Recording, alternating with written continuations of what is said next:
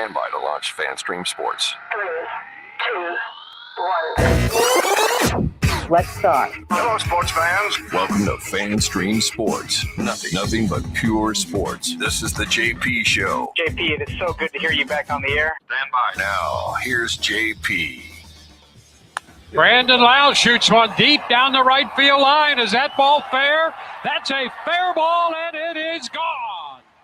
First pitch, Brandon Lau with a 3-run shot right down the line. And the Rays just suddenly have tied this game. And I will be expecting a nice little honorarium to my FSU Dublin trip fund from Mr. Brandon Lau, since I am clearly the reason why he has caught fire. As we all know, when I start ripping a Rays player and tell them to get him the hell out of town, they start playing well. I did it again, Peter. I did it again. Yes. I'm taking good morning to you. Good morning to all of you on this hump day. As There you go. yeah, baby. As we got a great show for you. 2 hours of all local stuff here.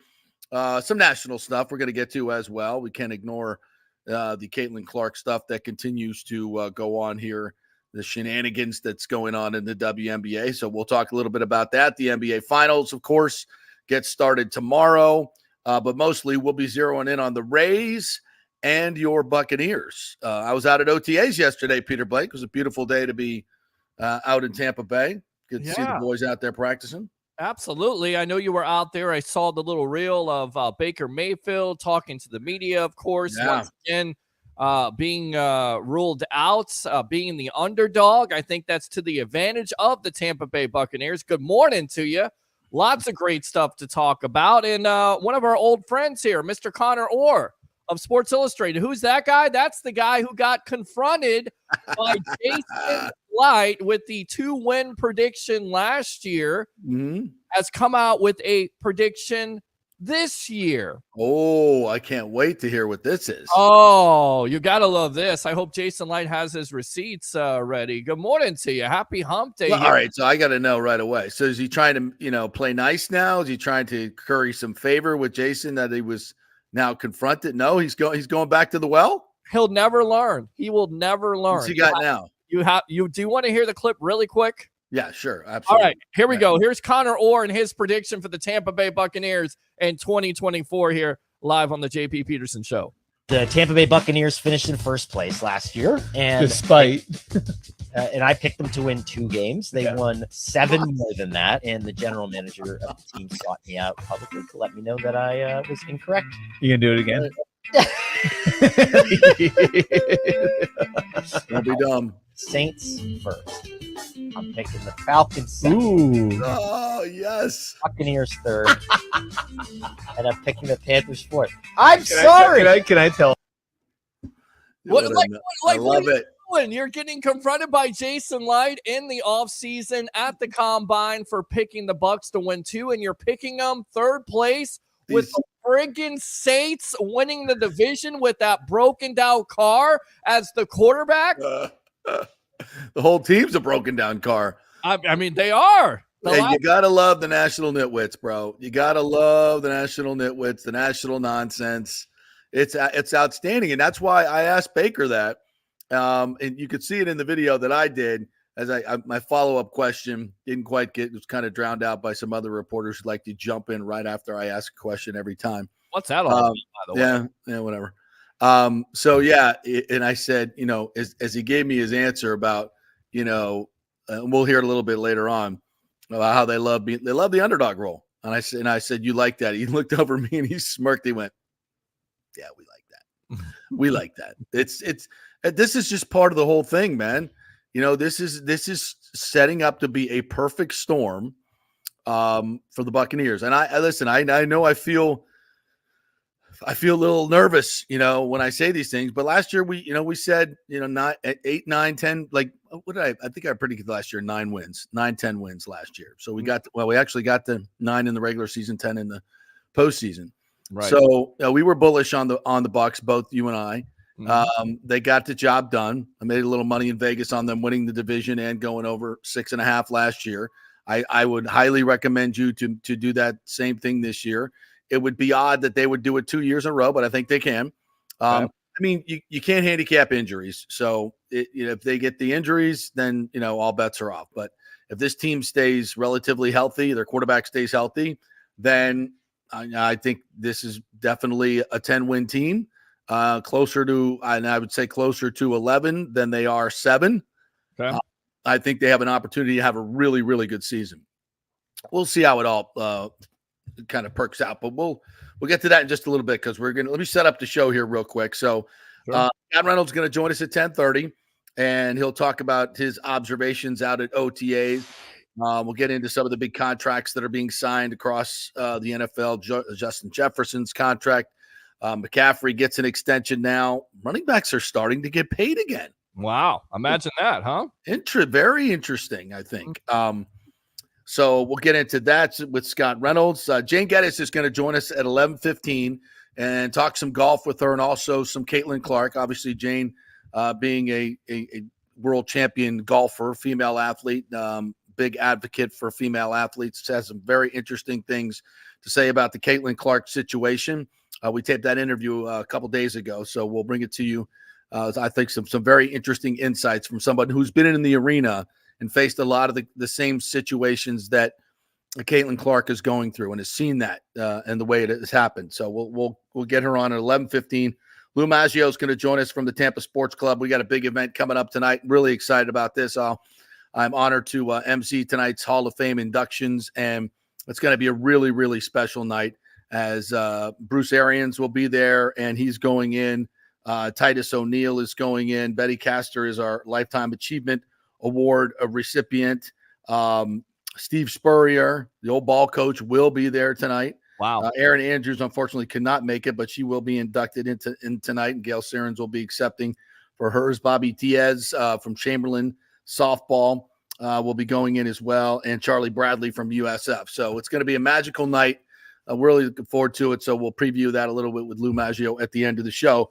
But in between that, we got lots of stuff to get to, and we started it off with a bang with Brandon Lau and the Rays last night. I'm not going to say this is a huge win. The Marlins are awful. They're terrible. They're worse than the Rays. The Marlins jump out to a 3-0 lead last night. Pepio was not sharp early on, gave up 3 runs in the first, but then he was freaking locked down. Yep. Just mowed him down for the next 5 innings. Very efficient, 8 strikeouts, really, really good. And he's been outstanding on the road. Of the 18 innings he's thrown on the road, he's only given up runs in 1 inning, and that was last night's little outburst. So it was actually meaningless as far as the game goes because they came back and won 9-5. Brandon Lau with the 3-run homer, which you heard, and also a 2-run double. Randy Arozarena gets on 5 times, got hit a couple times, one pretty scary towards the head. Now, late in the game, they have the 4-run lead, and Matone comes on and gives up 3 straight hits and loads the bases with nobody out. And now you got to get Fairbanks up, so he has to get up. He came in and shut the door, didn't allow a single run. But that was irresponsible. Phil, I don't even know what to call him. I call him awful. He's just been awful. Inefficient. Call him whatever you want to, because the call should be made that this guy has been disappointing. That's for sure. It's been disappointing. At the very least. Yeah. I mean, his stuff is not good. It's flattened out. You go back to Pepio, 3-0 on the road, 36 pitch first inning there, and then he's able to overcome it. Much like in the announcers were doing this last night, they were making comparisons to another Bulldog and James Shields. If he's anything like James Shields, you got yourself a hell of a pitcher there. But he definitely pounded the strike zone last night. In fact, 6 of his 8 strikeouts were with the fastball. Yeah, he was really, really sharp, and we needed him to be. He's effectively replacing Glass now in the rotation, and has done a hell of a job. It's salad, very similar to Glass now. So the great hair and the pitching that comes along with it. Yeah. So you get 2 for 1 right there. And he's been really, really good. Now, Johnny DeLuca, on the other hand, has been really bad. 0 for 25 slump Johnny DeLuca is in. Whoa. Whoa. Whoa. That's Alex Jackson-esque. Is it as bad as Alex Jackson? I mean, it's probably not. Not quite. No, at least he had some hits early in the season. But man, is he just absolutely turned ice cold. Yeah. Yeah. So I know everybody was so excited about the trade early on because DeLuca was carrying this team, but and it's over 25 is not going to last either. So let's hope it's a little somewhere in between and we can get something out of him. But it's a good win. It's a great win. I was getting a little nervous last night when that whole shenanigans in the ninth inning was going down. I'm like, oh my God, if they blow this game, this is going to be not good. So they're now within a game of 500. You got another game with the Marlins today, then an off day, and then the O's come in this weekend, and they're really good. They're really, really good. They are really good, but I tell you what is not very good about the O's right now. Their bullpen, and they have lots of pitchers out, a couple pitchers out their starting rotation that are hurt. And look, the Blue Jays last night, they weren't able to compete with the Orioles. At least the Rays made it close. The thing that you're going to have to continue to watch is when a guy like a Brandon Lau, which, by the way, let's go back to that 2-run double last night. And here's Brandon Lau, and he shoots one into right center field. That ball's got great carry. Going to be off the wall. Ramirez will score. They're going to wave Paredes to the plate. He will score. It's a double for Brandon Lau, who drives in 2 more runs. And he just missed it by an eyelash there of having another 3-run home run, 5 RBIs, and all the criticism that Rays fans have for Kevin Cash. How about giving him some credit to bat Lau as a left-hander, the only left-hander versus another left-hander, and it paid off big-time dividends. So, but it's going to come down to Lau. It's going to come down to Rosarena at the top of that lineup. And then it's also going to come down to Jose Siri, who, by the way, has also been hot lately. And a shot toward the gap, up the alley into left center. Rosario's going to score. Siri into second with the double. And the Rays grab the lead. That's the big-time key. And then when you get those high-leverage situations when it comes to the bullpen, you've got to shut it down. And, look, Fairbanks did a great job last night, but should not be in that situation at all. And once again, the Rays had some errors last night, and they also had some base-running blunders. So if you're going to beat a upper echelon team like the Baltimore Orioles in your division, you have to clean some of that stuff up. You may be able to get away with that against the A's and, of course, the Marlins, who are completely terrible with their 40th loss last night. You're not going to be able to do that versus the O's, and it showed last series. Right. And I think this is a very important comment right here. If the Marlins had a new ballpark, they could afford better players and better attendance. Rick says, Rick.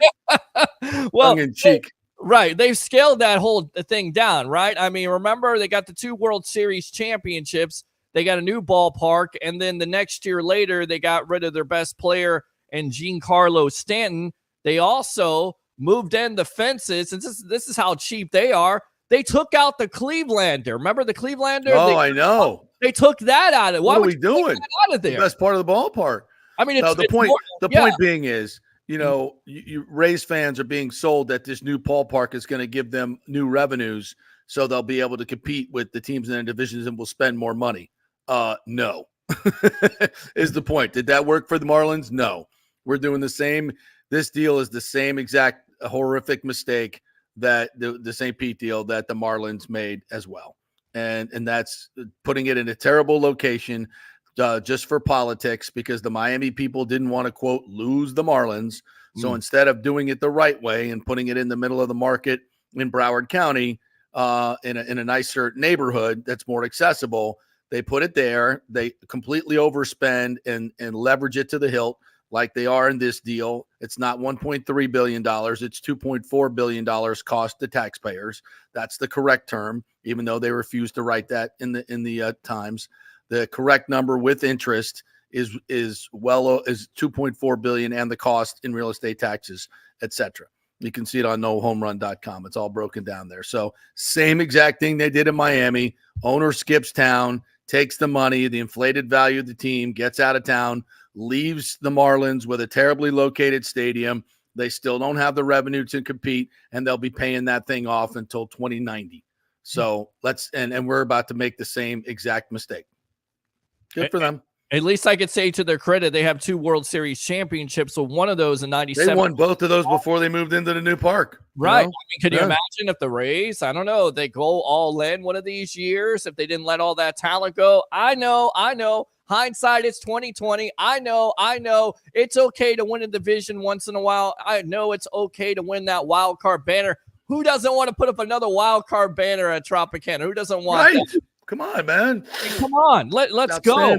Let's go. Let's do it. Let's settle for that. Can you imagine if the Bucks just put up a wild card banner every year? How many fans would get upset? Well, I think but at least it's a little bit harder to make the playoffs in the NFL than it is baseball right now with the extra wild cards. But whatever. Right. Hey, listen, I think with the Rays winning in the regular season with what they spend is amazing. You know what Kevin Cash has been able to do, what this front office has been able to do on such a limited budget is one of the best stories in baseball and has been for a long, long time. But the fact is they shouldn't have to. And that's the other thing. You're getting sold this narrative that they're going to spend more money. Where's the evidence that that's going to happen?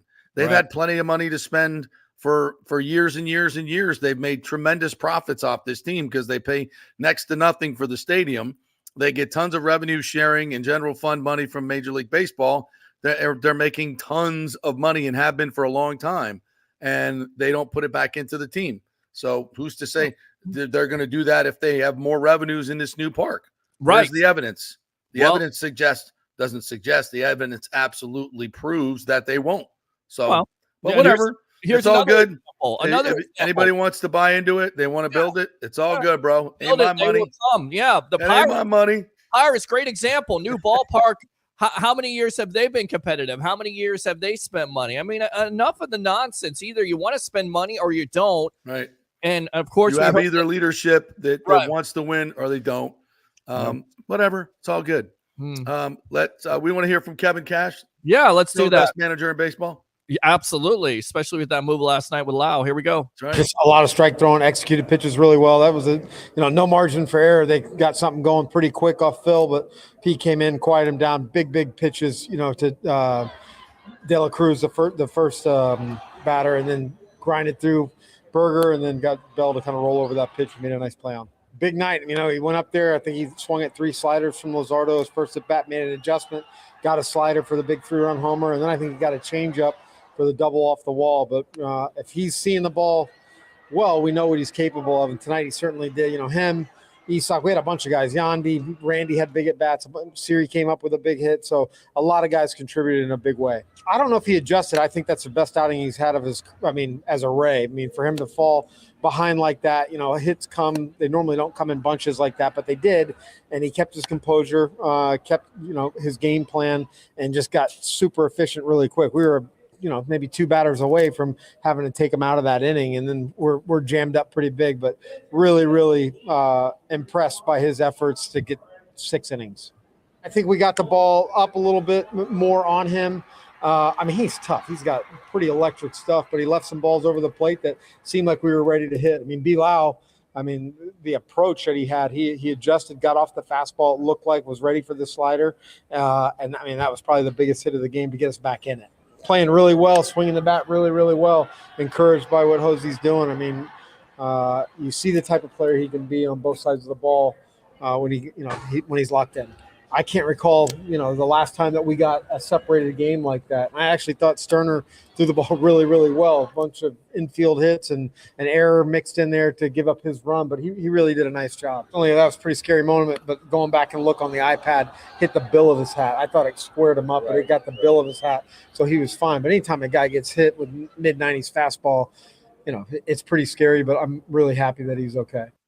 Yeah, in a scary moment last night with the Rosarena, who gets hit and starts running down the first base line like, I'm okay. I'm not coming out of the game. I'm not coming out of the game. So, listen, he had 1 hit last night. He gets on 4 times, 2 walks. He's more selective. That's a good thing going forward. At least he didn't have a strikeout. At least he didn't have groundouts.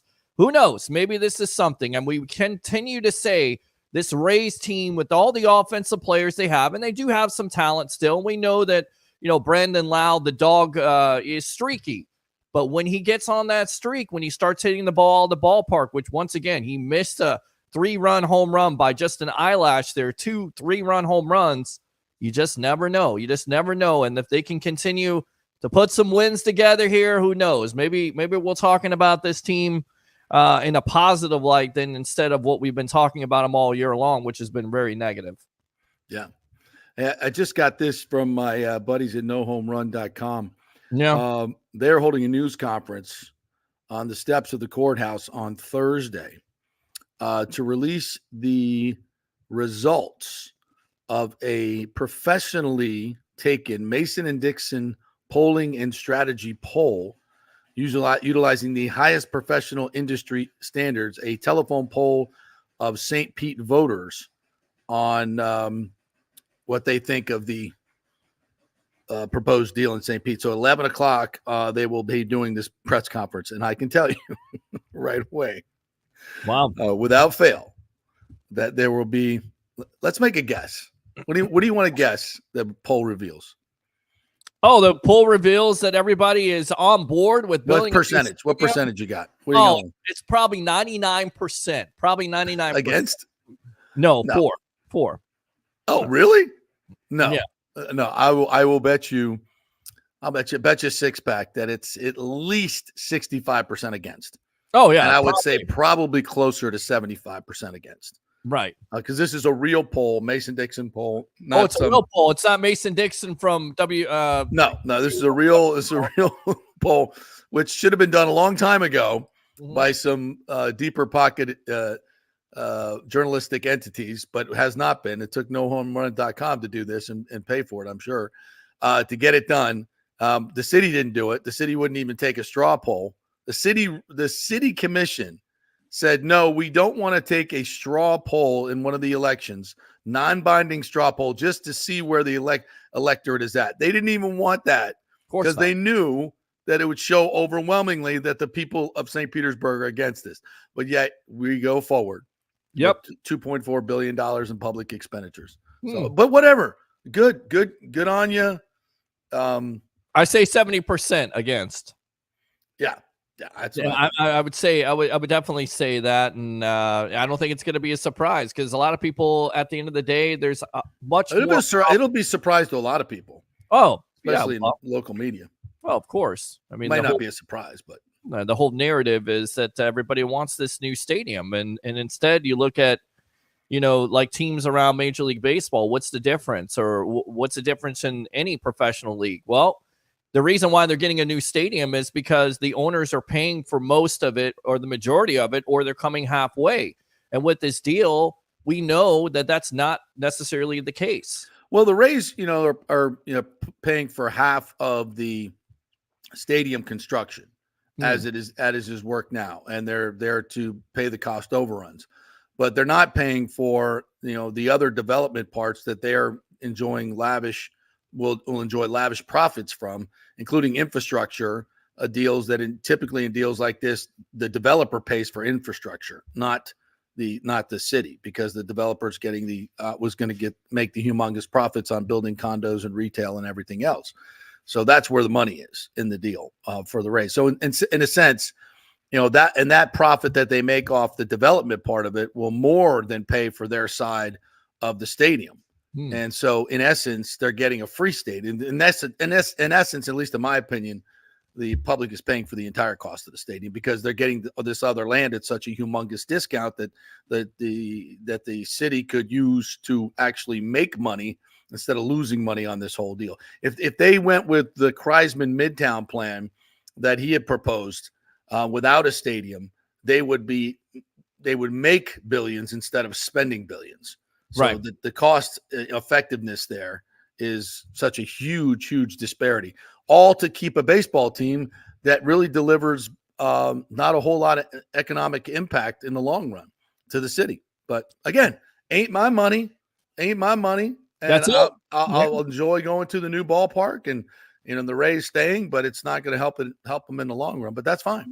I don't know where the parking's at. I don't know where they have all these designs of how great it looks great inside, looks great outside. Good luck with that. But is there any parking? Is there any plan at this point? I don't know. Yeah. Hey, let's get to let's get to a team that is definitely competitive and will have a great chance, I think, in the next few years of perhaps winning another championship in Super Bowl, and that's your Tampa Bay Buccaneers. Baker Mayfield talked to the media yesterday. Had a nice chat with him. I tell you what, he seems so at ease. He seems so comfortable. He's got the new deal. He's loving this new offense, which we'll go into more with Scott Reynolds. Just awesome stuff. Let's roll yesterday's media availability with the great Baker, the touchdown maker, Mayfield. Long time no see, everybody. Good. How are you guys? I know. Thank you. It's good. Yeah, she's 8 weeks today, so been good. Yeah, up and down. Sleep's it's a learning curve. Yeah.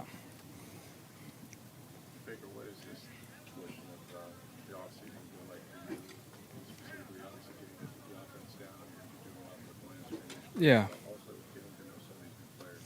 Yeah, I mean, it's a lot of, obviously continuing the chemistry that we've had with some of the skill guys from last year, carrying that over, and then just offensively, scheme-wise, getting everybody on the same page. It's really awesome that we have everybody here on offense and just going through that. So everybody's hearing it. We're all talking about it, learning from good and bad plays, and that's what this time period's about. You can't win or lose ball games right now. You can only just try and get better. And so, just trying to get to know the younger guys, but we've got a lot of guys that have promise, and so that's what you really want to see. You want to see them busting their tails, working, and trying to learn it, because you really want to stress the mental aspect of the game right now, to try and learn as much as you can, to where when it comes to live bullets and during training camp, it's second nature. So, and that's why I like the way Liam's installed the offense as well. Puts a lot on you mentally in the front, and just it is a little mentally taxing, but it's good in the long run. What do you like about that? It presents so many different issues for a defense when it comes to their rules. Obviously a lot of shifts, a lot of motions, things like that. It makes them think about their rules and have to react on the fly. So for us, like I said, it's a lot of learning that part, because if we're not doing our job, it doesn't matter what the defense is thinking. So start there, but it presents different issues for them that they have to conquer. Speaking of young guys, a couple of new weapons on offense in the draft. Just talk about Jalen McMillan and Bucky Irving. What you think of both of those guys? Jalen's got such a natural feel as a receiver. He's extremely smooth. One of those guys that doesn't look like he's really covering a lot of ground because it looks effortless, but he really is. He's a guy that can run every route you have in your route tree. And so a really strong hands at the point of attack. He always attacks the ball when it's in the air, which is great to see for a young guy. Just have that natural tendency. And then Bucky, obviously it's a little hard in the run game stuff right now with no pads on. But the one thing I'll say about him, obviously he's got good hands, but when he decides to cut it upfield and get north and south, he goes. He decides and he hits it. So that's good to see. It's a similar scheme to what you guys ran last year. Obviously you have familiarity from your time at the Rams, but how much different is it from a quarterback standpoint and responsibility? How different is the offensive scheme? There's a lot more responsibility. Line of scrimmage, a lot more double play calls where you're having to get the guys in the right position. But as a quarterback, you want to have that responsibility, the accountability of, you always want to put your guys in the best position to have success. And so now Liam's giving us the opportunity with a couple play calls to be able to do that. And so, like I said, more mentally taxing, but just relearning the system and not taking it with the mindset of I've been in it before, but really starting from square one. Love the options that they have in this offense. What can you improve personally? You try and improve everything, but for me right now, slowing my feet down a little bit. I have always kind of had constantly moving feet like some of the QBs do, but just slowing it down to where I'm not passing up progressions. It's smooth through that process, and just going through it, being decisive with the ball and getting everybody on the same page, I think is the most important thing. I love that. Decisive and footwork. You got to love that. Yeah. It's about Godwin moving back to the slot. Obviously, Chris has had a ton of success in the slot. This offense is one, though, that we're going to move everybody around, but this one really gives Chris a chance to, the stuff that he's really, really good at, he's going to be doing a lot of. So he's more comfortable in it, and you can just tell body language-wise, talking to him about it. He loves it so far, and, right now we're just going through it together, but it's good to see him back where he's best. question about Tristan Wirfs, him not being in a camp, and if there's, and also that Baker went through obviously negotiation last year before his contract got signed. What's that like? What's the mindset like? What you hear is that he's going to show up for our situations are different because he is, he's playing under the 5th-year option.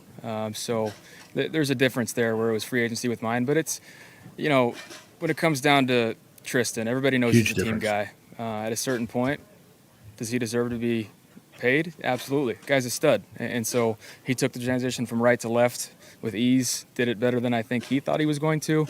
But yeah, you just trust in that process. And I know he's probably more eager to get back here and get the deal done than anybody else, but it gives other guys a great opportunity to come in and get reps as well. So to have that communication and, Tristan's still around. We're not holding out on the friendship, even though he's holding out on us.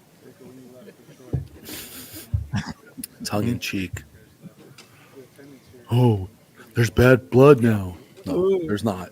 No. Everybody knows he's going to be here. Yeah, I mean, I think we proved to ourselves last year what we really believed in, what we knew we were capable of. Obviously fell short of the ultimate goal. Only one team gets to have that. But when you get that close, it almost makes you more hungry. When you're just a few plays away on the road in a tough environment, knowing that it came down to a 2-minute drive, it's great to see that people haven't forgotten that we're just as hungry to get back out here and get to work. It's still early June, but the guys are putting the work in right now to be on the same page to when we hit the ground running in August or late July that we're ready to go. In addition to some of the skill players, you've got a big beefy lineman in the draft to help protect you as well. You've been taking snaps. Yeah. Talking about Graham Barton. What have you seen from his game? What's impressed you, and how do you think he'll fit into this offense? Yeah, the one thing I'll say, playing center in the NFL is not easy. There's just so many different looks, fronts, blitzes, and just the communication. It's a whole different ball game. So I think he's handled it really well. Now the physical aspects of Graham, he's a stud. He can move people off the ball. He's quick. Just the way he gets his feet up under him, how he leverages blocks and understands what we're trying to get done.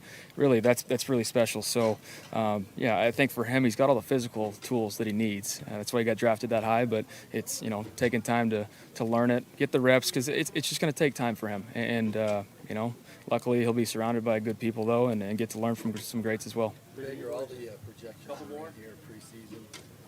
Right where you want them. Everybody's discounting the Bucks. You guys are 7.5. I think. That's you right there. Good That's stuff. me asking about everybody discounting the Bucks. 7.5 in Vegas. It doesn't How do you matter. feel about that? It's pretty much right where they had us last year. Like I said, nobody's played it down yet. We're all working for the same goal, but mentality-wise, this team, we're hungry. We're back at it. At this point, it's pretty much expected for people to, underestimate the Bucks, but we just put our heads down and work. This time last year, you were fighting for a job. Now you've got that long-term deal. You actually All right, that's Baker Mayfield. We'll get back to the rest of that in a little bit. Of course, we are brought to you by the great folks at the Jeeves Law Group, JEEVES lawgroup.com. They are local, they are trusted, and they get results.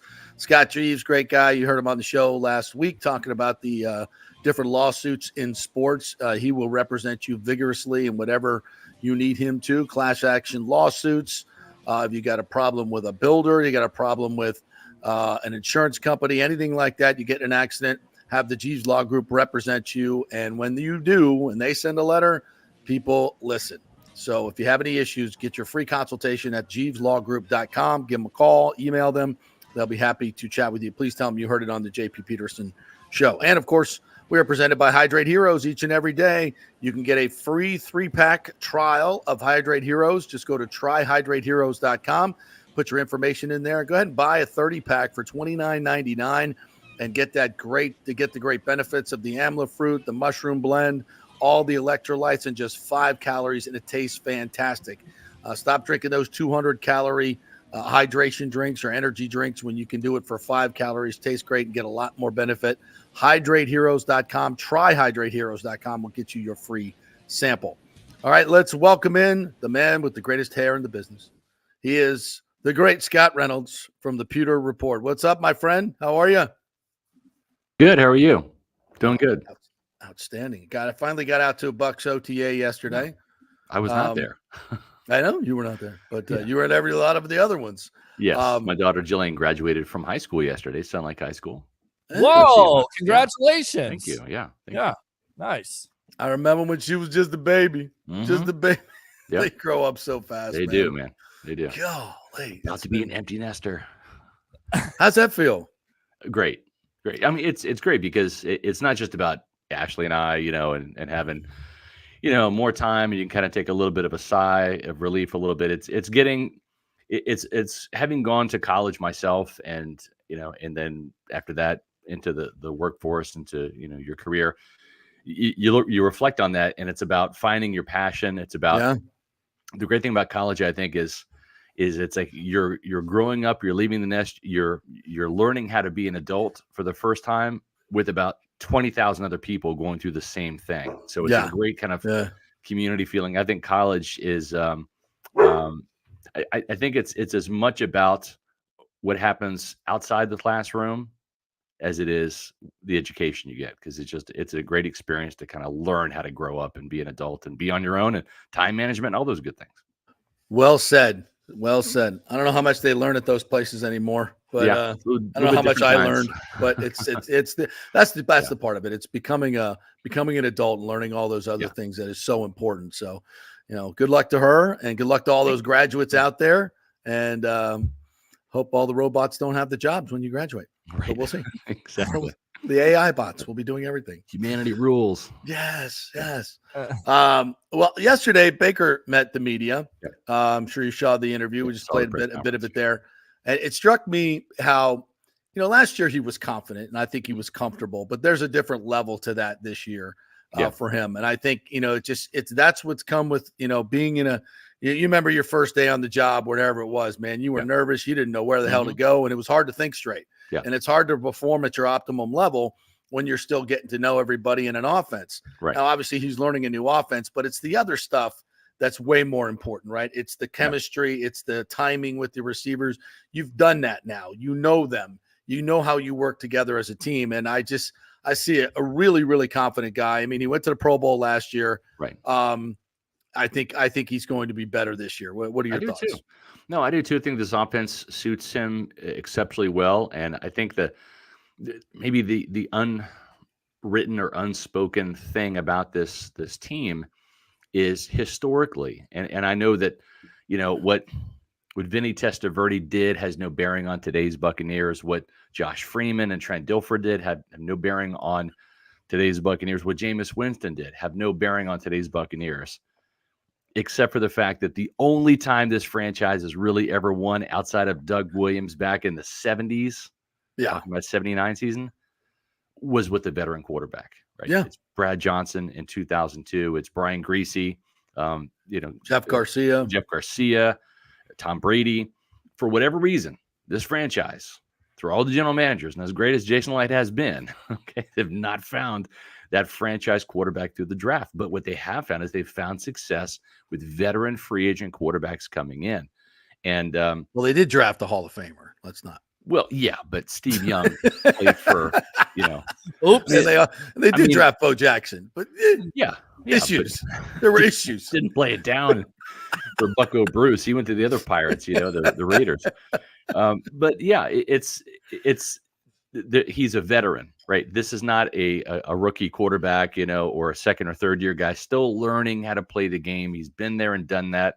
He's had playoff success. He's been with this team. He's entering year 2 with the C on his chest, and he made inroads to become that leader for the very first time in OTAs last year, when he started doing calisthenics and warm-ups with the defensive linemen, right? Ingratiating himself. He didn't want to just be the leader on offense. He wanted to be the leader of the team. And that quickly happened. But then it's like, all right, well, show us what you got, right? Week 1, boom, come from behind win on the road against Kirk Cousins in Minnesota. And that kind of set the tone.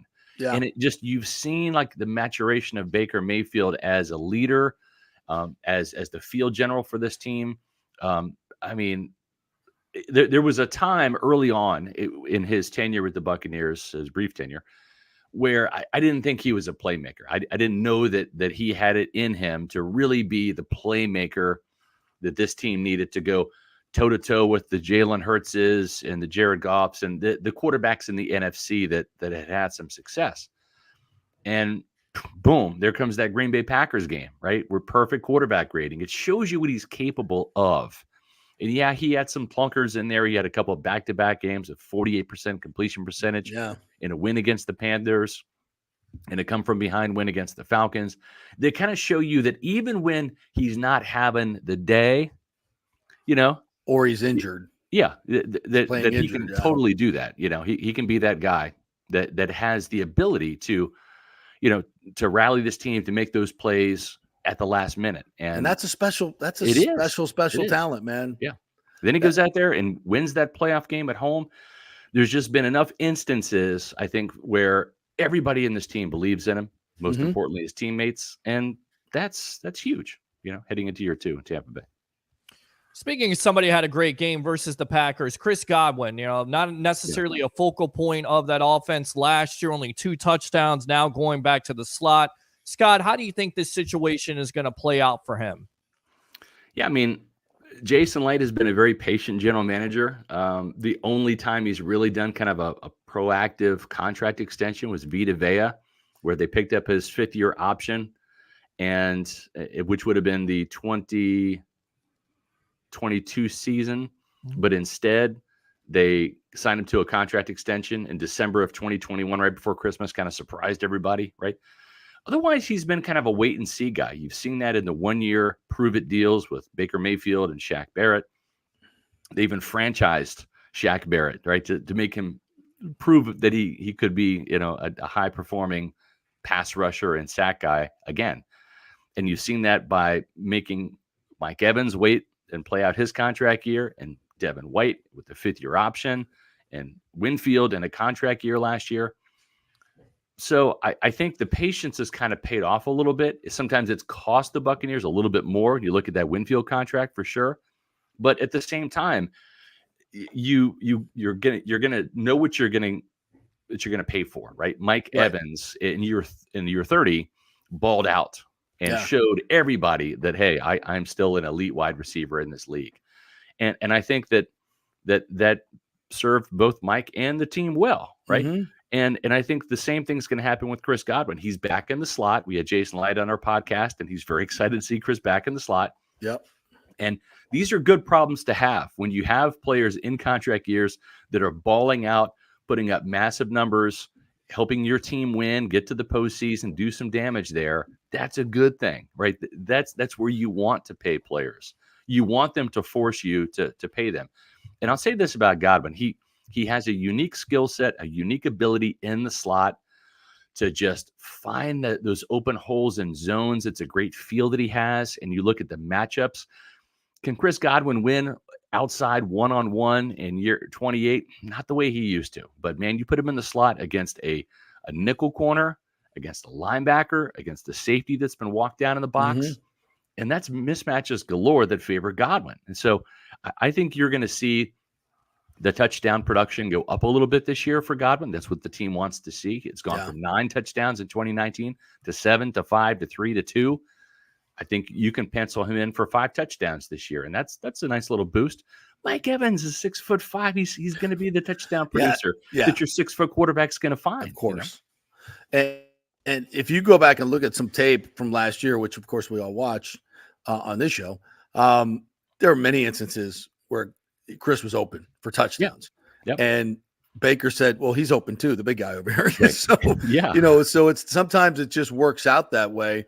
It's not like Chris can't get open, is not getting open, or is not, it's just sometimes there's a better option in the slot more often than he did outside. I agree. And I think Baker's going to see that.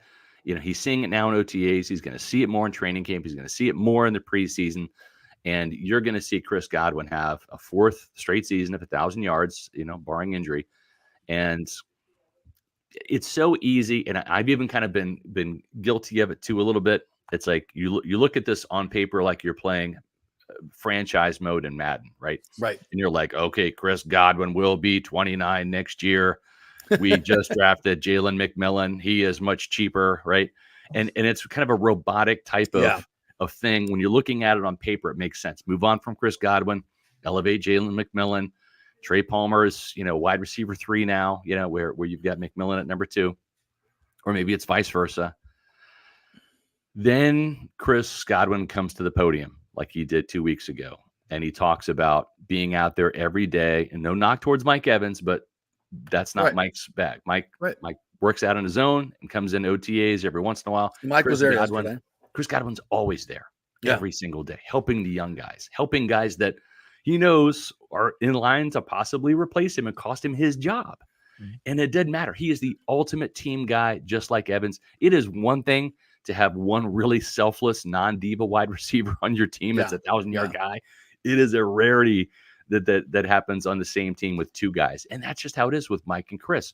And kudos to Jason Light. He's drafted not just the best wide receiver in franchise history, but the second best wide receiver in franchise history. I think Godwin's in for a big year. And I think that they're inclined to look at the totality of Chris Godwin and say, if you can do it this year at age 28, how about a 2-year extension for 29 and age 30? And then we'll reevaluate that. And I think that he's going to do it again, barring injury. Come back later in the year. Mark it down. Yeah. And sometimes it's hard to tell out at OTAs because they have a line of people in front of you that you can't see what's happening for a reason. But I'm pretty sure I saw Chris catch a couple of inside slants for touchdowns yesterday. And he's so quick in his route running inside. And of course, I don't think there's a better combat catcher that I've seen in this league. I mean, some guys get bothered by hands and bodies all over him. Chris does not. He just focuses in, snatches the ball aggressively, and wins constantly. And and by the way, that Mike Evans contract looks really good after what Justin Jefferson just got. And I know Justin Jefferson is on his second contract. He's younger, all that stuff, but holy shiz. Now, does that affect the Godwin contract? And I'm with you. I don't think so, because it's more like younger receivers are coming in now. There's going to be some elite guys like Justin and AJ Brown, and that are they hit the sweet spot. The teams have cap room, and you're seeing a lot of teams now pay 2 wide receivers big money. With Tyreek Hill and Jaden Waddle. But the problem is now is Tyreek Hill's like, oh, wait a minute, I want more money now, right? And, he's got a lot of mouths to feed, bro. Yeah, he does. Well said point. But you're not going to see that with Mike and Chris. Exactly. They know that at age going to be 31 respectively for Mike and going to be 29 next February before free agency for Chris Godwin. They know that age is not on their side, and they don't have the leg to stand on to be the highest paid wide receiver or the top 5 or whatever. And I think that's okay. They're also team-oriented guys. I'm telling you, it's like the Tom Brady effect is real. For 2 reasons. Number one, Tom Brady, and you may not know this, Bucs fans, but it's true. Tom Brady has never, ever been the highest paid quarterback in the league, ever, in any season, ever. And that's by design, because he wanted to. He could have been easy, like multiple times, with all the MVPs he won, the Super Bowls he won, Super Bowl MVPs. You think if he got down to it on a holdout and held their feet to the fire, that the Patriots wouldn't have paid whatever he asked? Robert Kraft would just give him a blank check and say, "You fill it." Of course, he's smarter than that. He knows the concept of team, and it's not like Evans and Godwin didn't have that type of intrinsic quality too before Brady got here, because they did, but it just that reinforced it, right? And as great as Chris Godwin is, and as superstar as Mike Evans is, Brady's an icon, right? And it's like when you see TB12 perform and act that way, of like, I'll take a $25 million contract, right? Yeah. And then I'll take another $25 million. Like, he didn't even get a raise while he was here, right?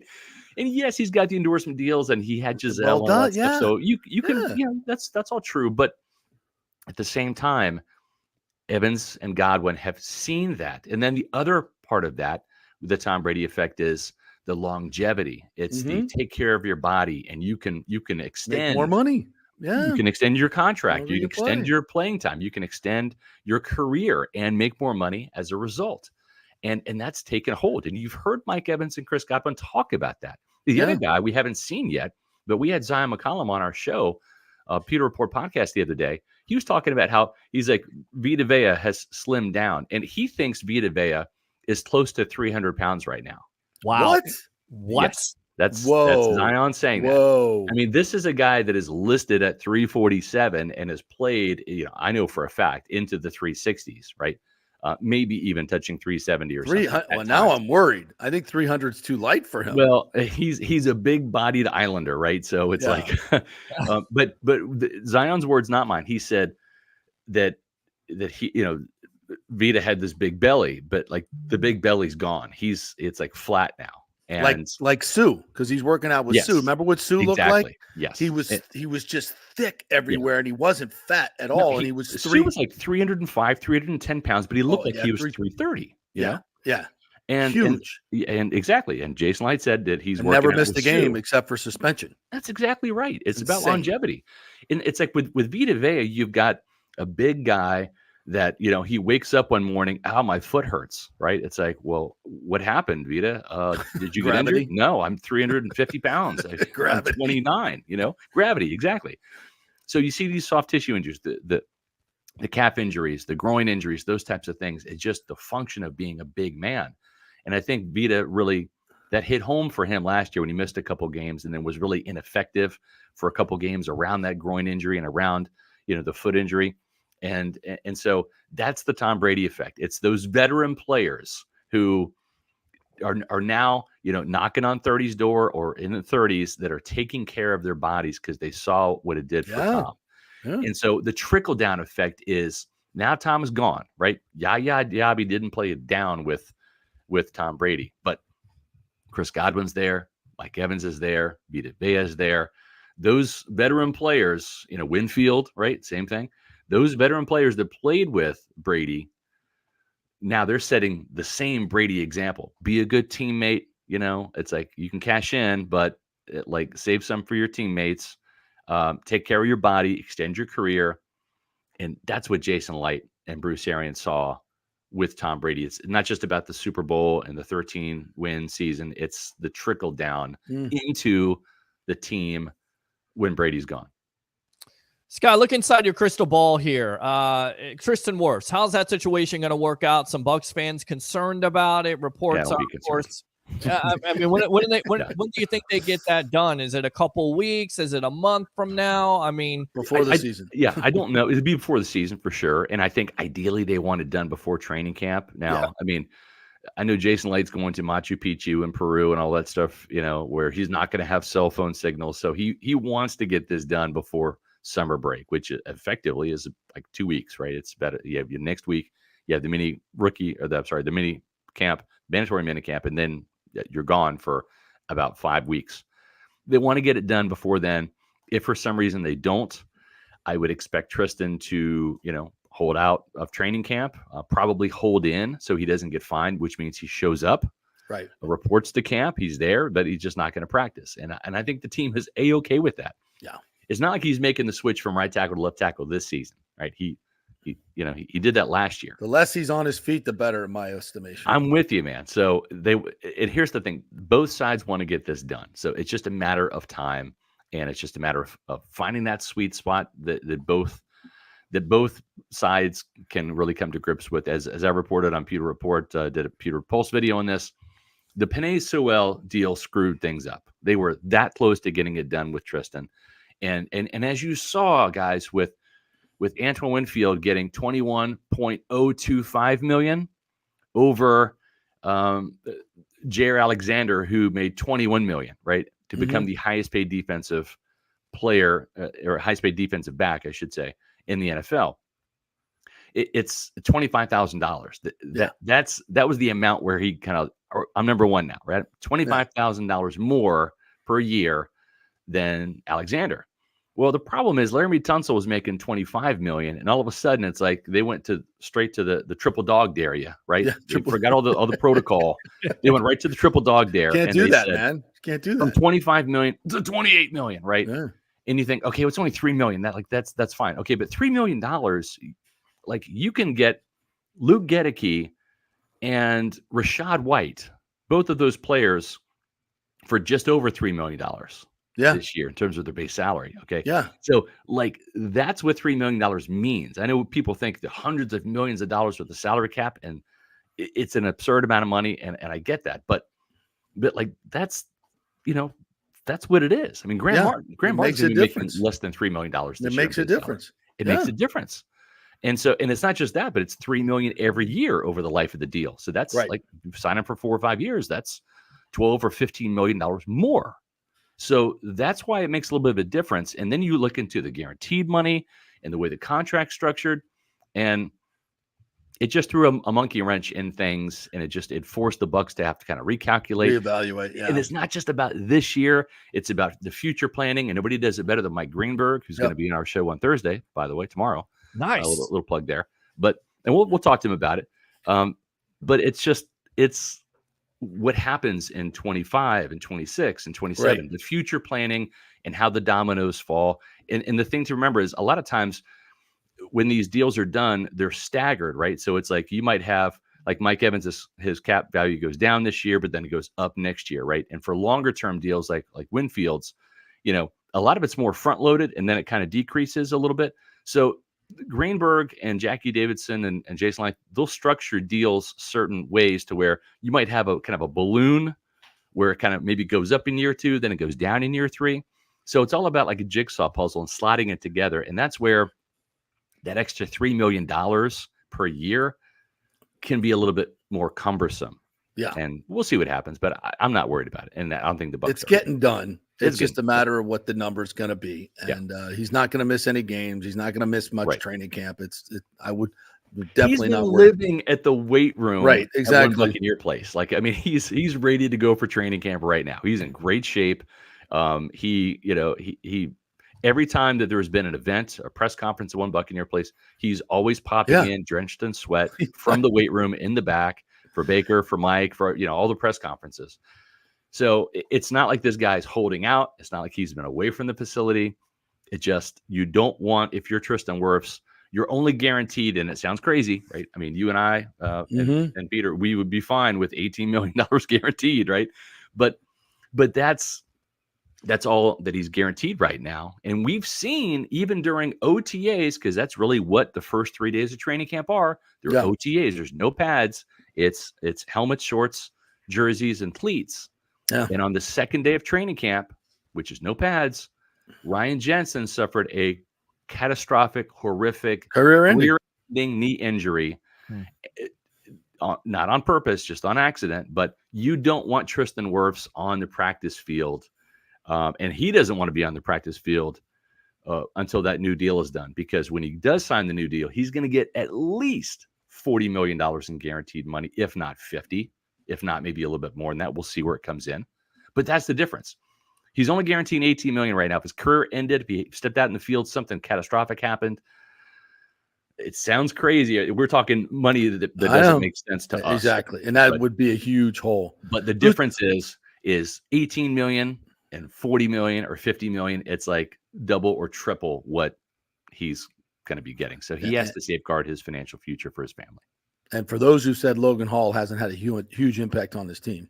Yeah, it's a cheap shot, but it's also true. I'm sorry, Logan. That was just a joke. It was just it wasn't your fault. Like I said, cheap shot, but also true. So. Scott, talk about the buzz around the rookies here. McMillan and, of course, Bucky Irving. Yeah, McMillan Love me some Bucky. He's a smooth operator, man. Catches the ball exceptionally well. I think people forget, myself included, he was the leading receiver at Washington in 2022. He had more catches and more touchdowns than Rome Odunze. Odunze had him beat by like maybe 100 yards, but he was a 1,000-yard receiver. And he got injured, missed 4 games, was ineffective for a couple other games with that nagging knee injury. It was a PCL sprain. He came back. And when he came back, he was the guy that had a 100-yard day against Oregon in the Pac-12 championship. He was the guy that caught one of the 2 touchdowns that Michael Penix threw against Texas in the playoff win. He was the guy that caught the only touchdown against Michigan in the national championship game. So the Buccaneers feel like they got a steal with this guy because of the injury. It allowed Jalen Polk's numbers to be elevated. Polk went in the second round. It slid McMillan to the third.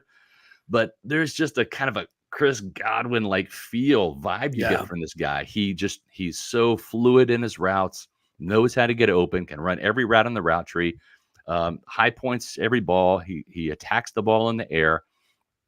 third round pick. I mean, yeah, it's great. You know, it's like you got Chris Godwin at number 14, right? I mean, Mike Evans is number 13, Chris Godwin's number 14, Jalen McMillan wears number 15. It's like he's the next guy. And now here's the other thing. As good as he's looked, the guy getting rave reviews is Trey Palmer. Whoa. Zion McCollum said that. Jason Light said that. Trey Palmer has taken his game to the next level, and competition makes you better. And so there's plenty of room for the ball to find these guys. They're going to be 3 wide receiver sets. So Trey Palmer and Jalen McMillan, both those guys are going to see plenty of playing time. They may split that wide receiver 3 role. One of them might win it, but then the other guy is going to be filling in for Chris when he needs a breather, filling in for Mike when he needs a breather, filling in for the other guy when he needs a breather. Or an injury. Or an injury. So both McMillan and Palmer are really showing up. And then Bucky Irving, I'm super excited about the guy. Explosive. Woo. Instant acceleration, goes north-south, no hesitation, no like decision making. It's just see hole, run through it. Like it's, I think if anything, he's going to help Rachaad White in 2 areas. Number one, he's going to help him not have to carry all of the burden and all of the load. And I think you're going to see even maybe fewer touches, fewer carries for Rachaad White as a result, but more yards because more yards per carry as a result, because he's fresher. He's not having to be that down in, down out workhorse. The other way he's going to help him is if Rachaad hasn't gotten that hesitancy, that kind of unneeded patience out of his running style yet, when Bucky's in there and he's hitting the hole super quick, Skip Pete's going to be saying, Rachaad, that's how we want it done. Just like that, right? So it's kind of that visual competition. It's all right, I see what you did. Now, when I get back in the huddle, my carries, I'm going to hit the hole as fast as you did, Bucky. And I'm a bigger guy at 222, and I'm a tick faster than you. And I should be more productive. So that's what competition's all about. It's about making the guy that's ahead of you sometimes better. And McMillan's doing that with Trey Palmer. And I think Bucky Irving is going to do that with Rachaad White. Rashaad's still going to be number one. I think he could have a 1,000-yard season this year, no problem. But when Bucky Irving is in the game, you're not going to have the drop off either from Rachaad White to Chase Edmonds. And it's a different feel for the defenders too, to see, you got to find that little guy coming through. And once he's through, he's gone. I'll throw out a name, because when I was watching McMillan run routes, I was like, and he reminded me of somebody that very few will know. It's a Pro Bowl wide receiver back from the 70s and 80s. Guy by the name of Paul Warfield. Oh, yeah. Who played for the Dolphins. Yep. He was the smoothest route runner you would ever see. It doesn't even look like he's going fast. He just glide across the field. They just glide. Almost like he's like on some invisible, like, at the airports, they got those little those little like moving walkways, the moving walkways, right? Yeah. It's like he was just on one of those invisible people movers out there on the field. Yeah, that's a great comparison. It really is. Where you walk up on somebody and you're like, Paul Warfield. Number 42. Bob Greasy looked good. Yeah, that's how good he was. Yep. All right, partner. Great stuff as always. I don't know if you want to touch on this topic before we get out of here, but I don't know if you saw the Devin Tompkins stuff. Yep. He was released, kind of abruptly, and we were all kind of like, "Wow, that's kind of weird." And then on today, I saw some stuff on not on TikTok. I'm not on TikTok, but it was rerouted to Twitter of his wife. Putting some very explicit photos of alleged abuse and whatnot. And it was startling, really. I watched the whole thing, and it was startling. Yeah. So I don't know if Devin Tompkins will be back or what that whole situation is. But I don't think he will. And Todd Bowles probably shouldn't have said the door's open. Not a great look. But I'll say this, to be fair, there are two sides to the story. Exactly. Not discounting or taking away anything from what she said whatsoever, because all of that very well could be true. I just don't know, right? I don't know what the truth is. That is her truth, right? And I'll accept that. I just don't know what Devin's truth is. And but yeah, it's certainly not a good look, right? That's obvious. And at the same time, I did a Pewter Pulse video on this. I don't think Devin Tompkins was going to make this team anyways. I really don't, for a couple of reasons. Number one, he's the smallest guy on the team, 5'8", 155 pounds, soaking wet, like 155. Like not after training camp practice, it's maybe 149, right? So this is an extremely small guy. And I remember asking Liam Cohen when he first got hired, like, he's known for working with the Rams wide receivers and all of that when he was an offensive assistant. And so I asked him, I said, what's the top attribute that you look for in a wide receiver? And is it size, speed? He says catch radius. Catch radius is the and that kind of shows up. We talked about Jalen McMillan, right? Chris Godwin attacking the ball. Mike Evans, the pterodactyl, wingspan with his ability to go up and get the ball. And when you've got a quarterback who's 6'1", that has to kind of place the ball sometimes because the vision's a little obstructed. He's not like a 6'5" Ben Roethlisberger type where you can see over the line. Not every pass is going to be perfect. You got to be able to get that ball that's a little bit ahead of you and a little bit thrown behind and fight you. through. And fight through bigger people. Yeah. Now, Devin Tompkins has got a crazy vertical for a 5'8" guy. That's going straight up though. But what you need to do as a quarterback is throw it in the vicinity of a guy and have him extend and go get it. Well, when you're 5'8", your arms are like they've gone from pterodactyl Mike Evans to like T-Rex, right? So that hurt him. Then the new kickoff return rule hurt him also because this is a player who goes down easy on first contact. I mean, for as much speed as he is, the speed only works when you're like in wide open spaces. In close quarters, he would go down. And you saw Chris Godwin be a better guy on tunnel screens than you did Devin Tompkins because Godwin's 205, 208. He can break some tackles. So I didn't see a role for him as a kick return guy. This is going to be like a Bucky Irving type who's 192 compared to 155, or a Trey Palmer, a Jalen McMillan, who are both in that 192 range. Yeah. So I just didn't Break see tackles. a path where Devin Tompkins was going to be on this team anyways. And certainly I don't think he's coming back now with these things that have come to light for sure. All right. You got Mike Greenberg coming on tomorrow, right? Yes. Give us a little promo. Yeah, we got a Pewter Report podcast today at 4 o'clock. We do them every Monday, Tuesday, Wednesday, and Thursday at 4 live on our Pewter Report TV channel. Mike Greenberg is going to be on tomorrow, the Bucs cap wizard, cap Jedi. And so that'll be a very interesting conversation. We'll talk about Tristan Wirfs and some of the other contracts that he's done and will do in the future. And we just had Zion McCollum on, and you can watch all of our archive podcasts plus my Pewter Pulse videos on Pewter Report TV. It's our YouTube channel. I invite you to subscribe. We have 14,000 subscribers. You can also follow Pewter Report at Pewter Report on X, Facebook, and Instagram. And, of course, PewterReport.com, the mothership. We have our Bucs OTA Insider from yesterday and tons of content coming up today. All right, partner. Great stuff as always, Scotty. We will catch up with you next week. See you. See you, Peter. Scotty. Yep. Thank you very much. All right. I love talking Buccaneers. I was thinking about something, like we need more Buccaneer content during the summer. So here's an idea. Let's take all the 10 wins that the Bucs, maybe we'll do all the games. We'll just instruct you guys to go watch the games the night before. We'll rewatch the games, and then we'll talk about those games and what we learned about these players moving forward in year two. It's kind of a review, but look forward. What do you think? I like it. I like that it a lot. idea. Yeah, I do like that idea. Yeah. It's just every time I start talking Bucks and the numbers go up and everybody wants to, it's like some of this other stuff. The Rays win last night, great, 9-5. I don't know how many people care anymore. I just think there's just a lack of interest, especially in the Rays this year. I'd rather talk about the Lightning, the Bucks, FSU football, Florida football, USF football, UCF football. I mean, it's one thing it's football world, baby. It is. It's one thing I learned in broadcasting school from the great Matt Salmon. He said, first thing you talk about when you do a sports talk radio show, football. Second thing you talk about when you do a sports talk show, football. Third thing you talk about when you do a sports talk show, football. College football. Right. No, he said the fourth thing, what do you talk about? Football. I mean, that's what everybody cares about. Like, I love baseball. I love hockey. We talk about it on this show, but predominantly, this has always been a football state, especially when it comes to the Tampa Bay Buccaneers, whether they're winning or losing. Even when they're losing, people just want to get on the lines and bitch. Yeah, the Bucks and the Lightning are really, really hot right now. I don't know.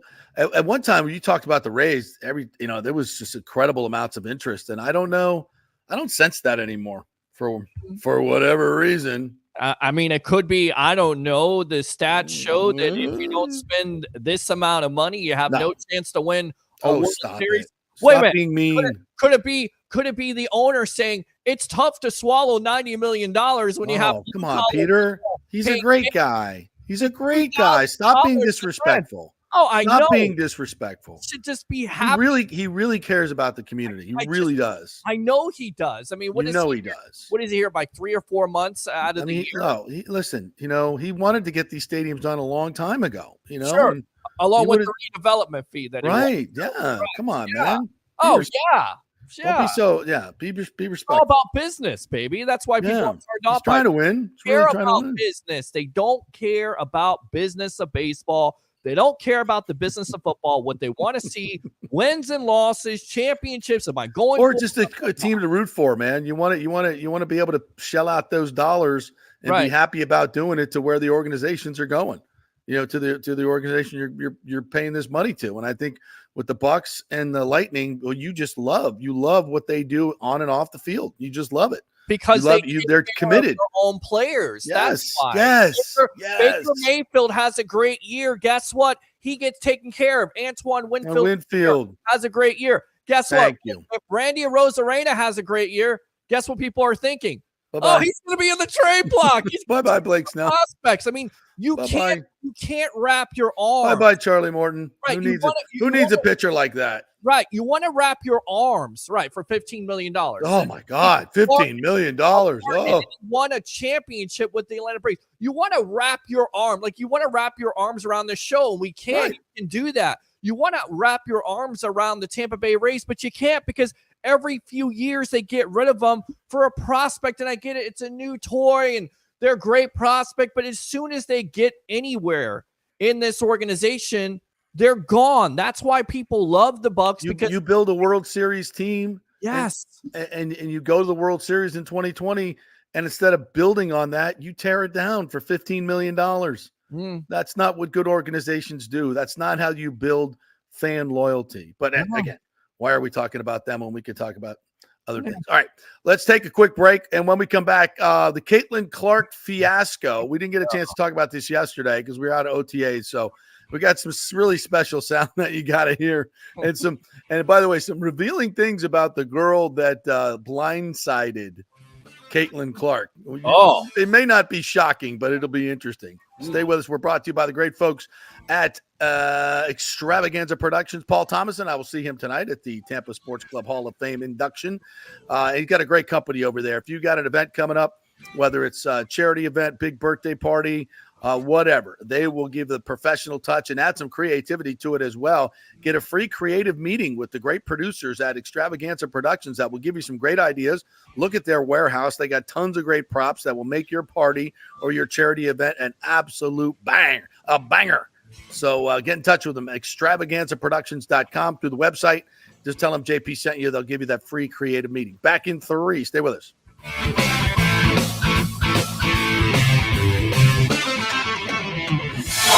This is The Strike. 102.5 WHPT, HD2 Sarasota, Tampa, St. Pete. All right, guys, the Golden Diamond Source Memorial Day sale is here. Now, I know you guys are saying I don't have the money to buy a ring right now. Times are tough. What about this? 5-year interest-free financing, so you can buy a $5,000 ring and only pay $83 a month. You got $83 a month to put the ring on the finger of that special person. That's right, $5,000 ring, only $83 a month. So that's 5 years interest-free financing. And of course, the Golden Diamond Source has the best selection. They have the best customer service. And when you shop at the Golden Diamond Source, you can proudly say our jewelry changes lives. We tell you this all the time, folks. The philanthropy of Julie and Steve Weintraub is incredible. Their entire staff very much involved in their philanthropy. The Hands Across the Bay charity helps so many abused women throughout the years. So this Memorial Day, pick a jewelry store that makes an impact. And don't miss their 5-year interest-free sale. It's the Golden Diamond Source, centrally located right there, 3800 Omerton Road, always online at thegoldendiamondsource.com. JP here for my good friends at Italiano Insurance, and they did it again. Once again, Italiano Insurance stepping up with the best customer service. I was in a bind. My old insurance company, my auto insurance, jacked up my rates, so I called Charity, at Italiano Insurance, and she stayed till 9:30 at night until she got my insurance done. And guess what? She searched all these companies for me. I didn't do the work. She did. Saved me $1,000 on my annual premium. $1,000, folks. That's real money. And that's what you get at Italiano Insurance. Great customer service. And here's another note for you, by the way, with hurricane season up. 40% of people in Florida are underinsured. That means if you have something happen during a hurricane and you need replacement costs, you're going to get 40% less than you deserve. Can't let that happen. Call the folks at Italiano Insurance and get them to help you out in both those regards. They will save you money and keep you insured properly. That's 813-877-7799. Great folks in the community, been doing it for over 60 years. Italiano Insurance, 813-877-7799. JP here for the Geddes Gordon Real Estate Group and our good friend Jane Geddes. Folks, simply put, there is nobody like Jane. Jane is a former LPGA two-time major championship winner. She was also vice president of talent relations at WWE. She also has a law degree from Stetson. So if Jane can drain a 10-footer to win the U.S. Open and stare down Hulk Hogan in the boardroom, you want Jane on your real estate team to not only negotiate the best deal, but find you the perfect home or investment property. And when you work with the Geddes Gordon Group, you become part of the real estate family and get concierge services that include expertly staging, marketing, and preparing your home for sale. Advice on golf properties. Hey, you might even get some golf tips. Many of their clients become friends long after the sale or purchase is completed. It's all part of the deal. So if you're looking for that perfect home or investment property or try to get top dollar for your home, go with Jane Geddes and the Geddes Gordon Group because there's nobody like Jane. Call 813-485-6808 or go to geddesgordon.kw.com. That's GEDDES Gordon.kw.com. or call 813-485-6808. Are you looking to be more productive and healthier? Do you know chronic dehydration affects your overall health and well-being? 75% of the U.S. population suffers from dehydration, and many of us don't even know it. That was me before I was introduced to Hydrate Heroes. 8 times the benefits with hydration. A beverage with benefits more than just hydration. That's right, 8 times the benefits with hydration. Hydrate Heroes provides a refreshing, great tasting beverage powder to mix with water, providing elderberry, zinc, vitamin D, electrolytes, amla fruit, which provides a great source of vitamin C, along with a proprietary mushroom blend that has shown to help increase endurance and energy at the cellular level. Hydrate Heroes is so confident you're going to love the taste and the results. They are offering our listeners a special offer, a free 3-pack sample, no credit card needed. Just go to the jppetersonshow.com, the jppetersonshow.com, and click on Hydrate Heroes logo. Hydrate for health today with Hydrate Heroes. Let's go. Right now, back to the show on FanStream Sports. All right, welcome back to the J.P. Peterson Show here on this hump day. Peter Blake joining me here each and every day. If you want to jump in on the phone lines, you can do that, right, Peter? Isn't that? Yeah, we got it? 727-255-0391. It's 727-255-0391. Definitely join the fun and frivolity. Your word there. Yeah, isn't that a great word? Frivolity is a great word. I love that. Yeah. Hey, quickly to our great commenters who are jumping in today. We love you guys. Thank you so much for being part of the show. We try to include you as much as we can. We're jam-packed today, so we're trying to get everything in. Christopher Cole, I'm going to the Cubs Rays on Tuesday, not for the Rays. Shut up, Christopher. Cubs fan, you jerk. By the way, you want 2 outfield seats for the Cubs game on a Tuesday night? Plus fees, outfield seats. Not even good outfield seats. Guess how much? How much? Over 100? 108. 108. Great. That's before the reason parking, before anything. 108. 108 for a Tuesday night baseball game in the outfield. I wonder what people aren't showing up. Well, and that's the thanks. Michael Sorgel says a great show. I have not seen you in here, so thank you so much for joining us. He had another comment earlier that I wanted to get to. He said, and I want to ask you, Michael. So the Buccaneers players pointing their fingers at each other is a little too much at the moment, or is it just healthy competition? D-line thoughts on Liam Combs so far. Pointing the fingers, I haven't seen that. Have you seen guys pointing the fingers at each other? No, I haven't seen that. In what context, Michael, if you can jump in here again and tell us. So I'm not exactly sure. I see them like pointing fingers of like great deference and saying this, like yesterday we talked to Bryce Hall. It was a really interesting character, much different than I thought he was. Always interesting how guys show up and they're just different than you think they are. Yeah. Really nice young man, and just a very thoughtful guy, and very appreciative to be here. And I asked him about, that Jets culture versus this culture. And he explained it really well. We'll play it tomorrow for you. Basically saying there's just everybody really likes each other here. We just genuinely like each other.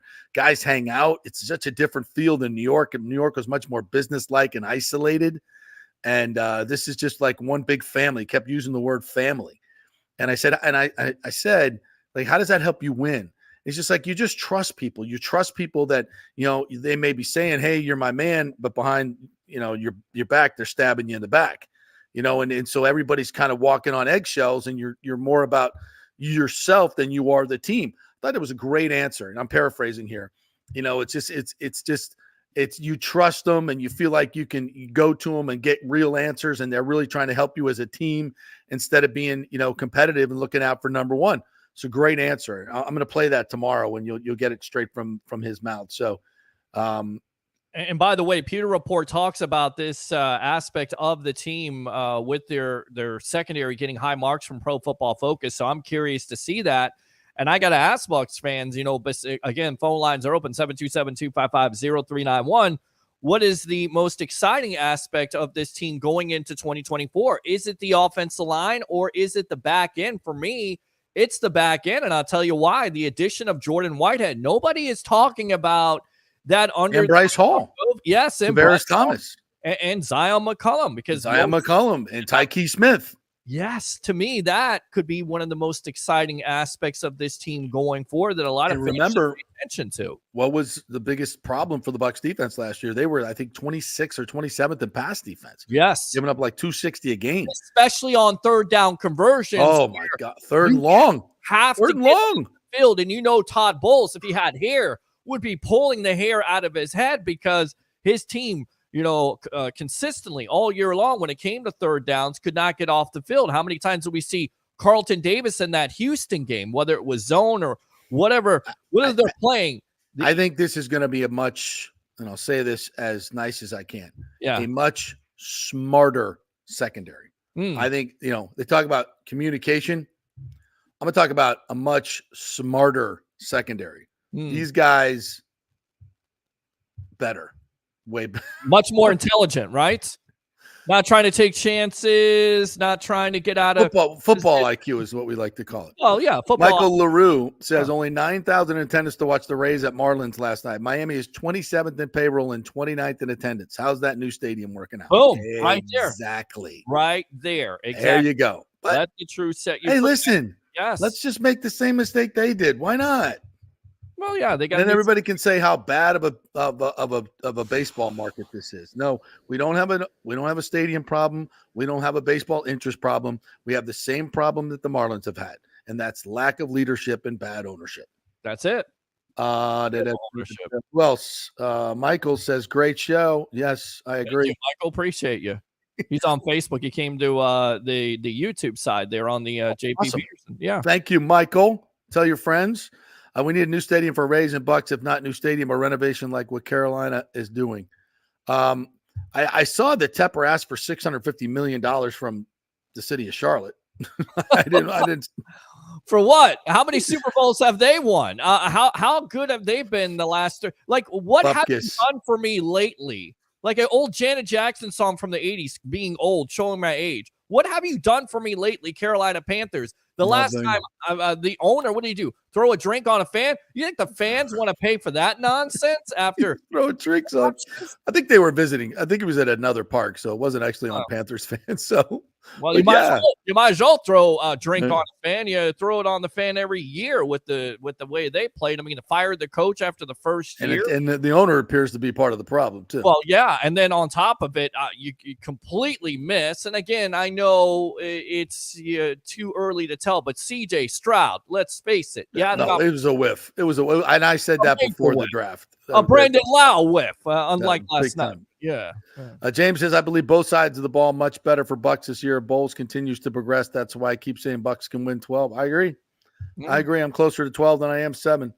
Nathan, what's up, buddy? Says, I am excited that we'll not be talking about Carlton Davis missing time this year or missing plays, by the way. Right. You know, he got beat a lot. He got beat a lot. Yeah. I don't think we're going to be missing him much. I'll never understand how the St. Pete County Commission can approve this stadium deal and basically screw the taxpayers. Hey, wait till you see the because they're making no home run press conference tomorrow at 11 a.m. Yeah. They're going to release the result of a Mason and Dixon legitimate poll about public support or lack thereof for the new stadium deal. And I'm predicting 60. I'm going to go 68. I'm going to go on the low side, 68%, but I think it might be closer to 80%. I'm going higher. I'll go 70, 75. Okay. All right. All right. So Caitlin Clark. Yes. Actually, let's hit a break and then we'll come back and get the, wow, we got to get the Jane Geddes interview in. Let's just go ahead and do this right now. The Caitlin Clark stuff is it's shocking in so many different ways. This was maybe the most shocking part. This is Angel Reese, who, by the way, got kicked out of the game last night. Not for doing much, by the way. She just said something. What has she done all year long, by the way? What's her point? Not much. I mean, she's not. These rookies are going to stretch. But wait a minute. People are there to see her. They're there to see her. Well, listen to this. If you guys didn't know this, what's not about Caitlin Clark. It's about the national championship game from 2 years ago that she beat Caitlin Clark in, or her team did. This is why people are flocking to the WNBA and to women's college basketball. From the national championship game, and I've been dealing with this for 2 years now. And understanding, negative things have probably been said about me, but honestly, I'll take that because look where women's basketball is. People are talking about women's basketball, but you never would think that we'd be talking about women's basketball. People are pulling up to games. We got celebrities coming to games, sold out arenas, just because of one single game. And just looking at that, I'll take that role. I'll take the bad guy role, and I'll continue to take that on and be that for my teammates. And if I want to be that, and I know I'll go down in history, I'll look back in 20 years and be like, yeah, the reason why we watching women's basketball is not just because of one person. It's because of me, too, and I want y'all to realize that. Oh, yeah. Just realize that with the attendance, by the way. So the attendance is 7,000 to 8,000 for a Chicago Sky game, which and how much for Indiana Fever? 17,000. Yeah. But no, you guys don't owe her anything. By the way, Angel. To the media out there saying, well, there's no bias versus Clark at all. The women can't stand her. There's no jealousy. Yeah, this is Rebecca Lobo and all these people on ESPN are trying to sell me that this was not about jealousy. This was not targeting. This was not racism. When the girl like Kennedy Carter walks up behind her and goes, yo, bitch, and hits her in the back, blindsided play, and that's supposed to be just physical basketball. You want to say, oh, you guys don't cover this league. You don't know it's a physical league. I know it's a physical league. I know I've watched WNBA, but I don't watch a lot. But I know it's a physical league. I've played against WNBA players in pickup games, and they knock the crap out of you. They are extremely physical, and they will bury you. Maybe that's why they have extremely talented players and big and bigger than me.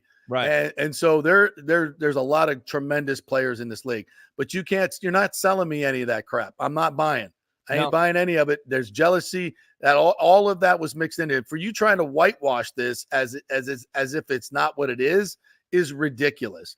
Yep. And look, Angel, she's right. It's not just about Caitlin Clark. It's not, because when you sample the league, you see a lot of great players. Ogunbowale, remember the running back from the Bucks, his sister. It's a tremendous player. Won 2 national championships on threes at the buzzer. I mean, she's amazing. There's so many great players in this league. You watch it. It's not just Caitlin Clark, but Caitlin's bringing the eyeballs, man. She's played 11 games in 20 days, coming off a national championship season where she's been in the spotlight, and she's handled it with grace. By the way, how many body maintenance games has she taken, NBA players? 11 games in 20 days. How many times has she sat at? That would be zero. LeBron. Yeah. 0. So, but even LeBron said it. She's handled it with a lot of grace. I can tell you that. She's handled it with tremendous grace. Yeah. But to pretend that this is something that it's not is ridiculous. A hip check, by the way. Yeah. That was a hockey hip check. That's not even a basketball play. What's the point of that? And then, of course, you got Angel Reese on the sideline there cheering it on. Yeah. Like, and none of Caitlin's teammates came to her aid. Not one. Which is repulsive. Repulsive. So one thing you loved about Ryan Jensen was attitude. Oh yeah, he's gonna have your back every single time. Mike Evans, same way. You touch Tom Brady, the GOAT, I'm coming after you. I'm coming to punch you in your face. I'm coming to knock you out. That's right. I was listening to Clay Travis's podcast, and he goes, you know what they ought to do, the Indiana Fever? They ought to go sign Dennis Rodman. Yeah. He's already, he already identifies as a woman. Sure. So you got that going. So he'd be able to play, right? Why not? He's very good at dressing in women's clothing. He's very comfortable in that. You hire him as an enforcer for Caitlin Clark. He's going to give you double-digit rebounds every game and play at 63. Still going to play you some good defense. But then nobody will touch Caitlin Clark. I can tell you that. No. I'll pay good money to see it. And by the way, good money to see it. The whole and let's see if the treatment keeps going on. Sure. Like it is. Let's see if they keep knocking her around like that when they get an enforcer out there that's going to dish it back out. I think I would stop it. And for the league to not do anything is just absolutely. And you know what? I wish Caitlin Clark. First of all, I told her to not leave Iowa. I told her to stay for another year and enjoy basketball and have a great time. She would have made a ton more money if she'd have stayed at Iowa in a much more inviting, fair atmosphere. I knew she was going into a den of wolves, and I knew exactly. We've talked about it on this show. It was going to be. I didn't think it would be this ugly. I thought they'd be a little bit smarter to understand what a cash cow she is and how much money she's going to put in their pockets. I thought they'd be a little bit smarter, but I was wrong. They're not that smart. Well, they're clearly not that smart. They can't overcome their jealousy and pettiness to allow this to happen. They can't. And I think it would be awesome if Caitlin just said, screw it. I'm going to go play overseas. Well, go play with the big three. I mean, go play anywhere at this point if they're going to treat you like that. If the league is not going to step up and protect you, absolutely. And your own teammates are not going to protect you. And once again, that whole narrative being thrown out there, well, the players are not against her. Nobody's against her. Really? Because her players are not having her back. They're all together on this. It's like they want to prove a point. And I get it. Look, Jordan had to get beat down. And the thing you appreciate Jordan from the Detroit Pistons aspect is that he got stronger. But even then, the league stepped in and said Jordan rules because they knew how important he was to the league going forward. That's right. Hello, WNBA. Do you know how important Miss Clark is to that league? If you keep it up, you're going to lose her. Yep. All right, quick break. When we come back, Jane Geddes is going to join us of the Geddes Gordon Real Estate Group, but also she's a major champion in golf and has been a major champion for women's sports for a long, long time. We'll talk about Caitlin Clark with her, what's going on in the world of golf, and, of course, real estate as well. So quick break. We're brought to you by Bay Area Modern Medical Center, BAMMC.com. Peter Blake is a very happy patient there, as am I, as is Nick. And we're going to get Tim do a little telemedicine with the doc as well. So we get the whole group in there. And you should too. Get a primary care physician that cares about you, will spend time with you, and really get to what's going on with you. That's Bay Area Modern Medical Center, BAMMC.com. Make an appointment right there. You will not regret it. Back in 3. Stay with us.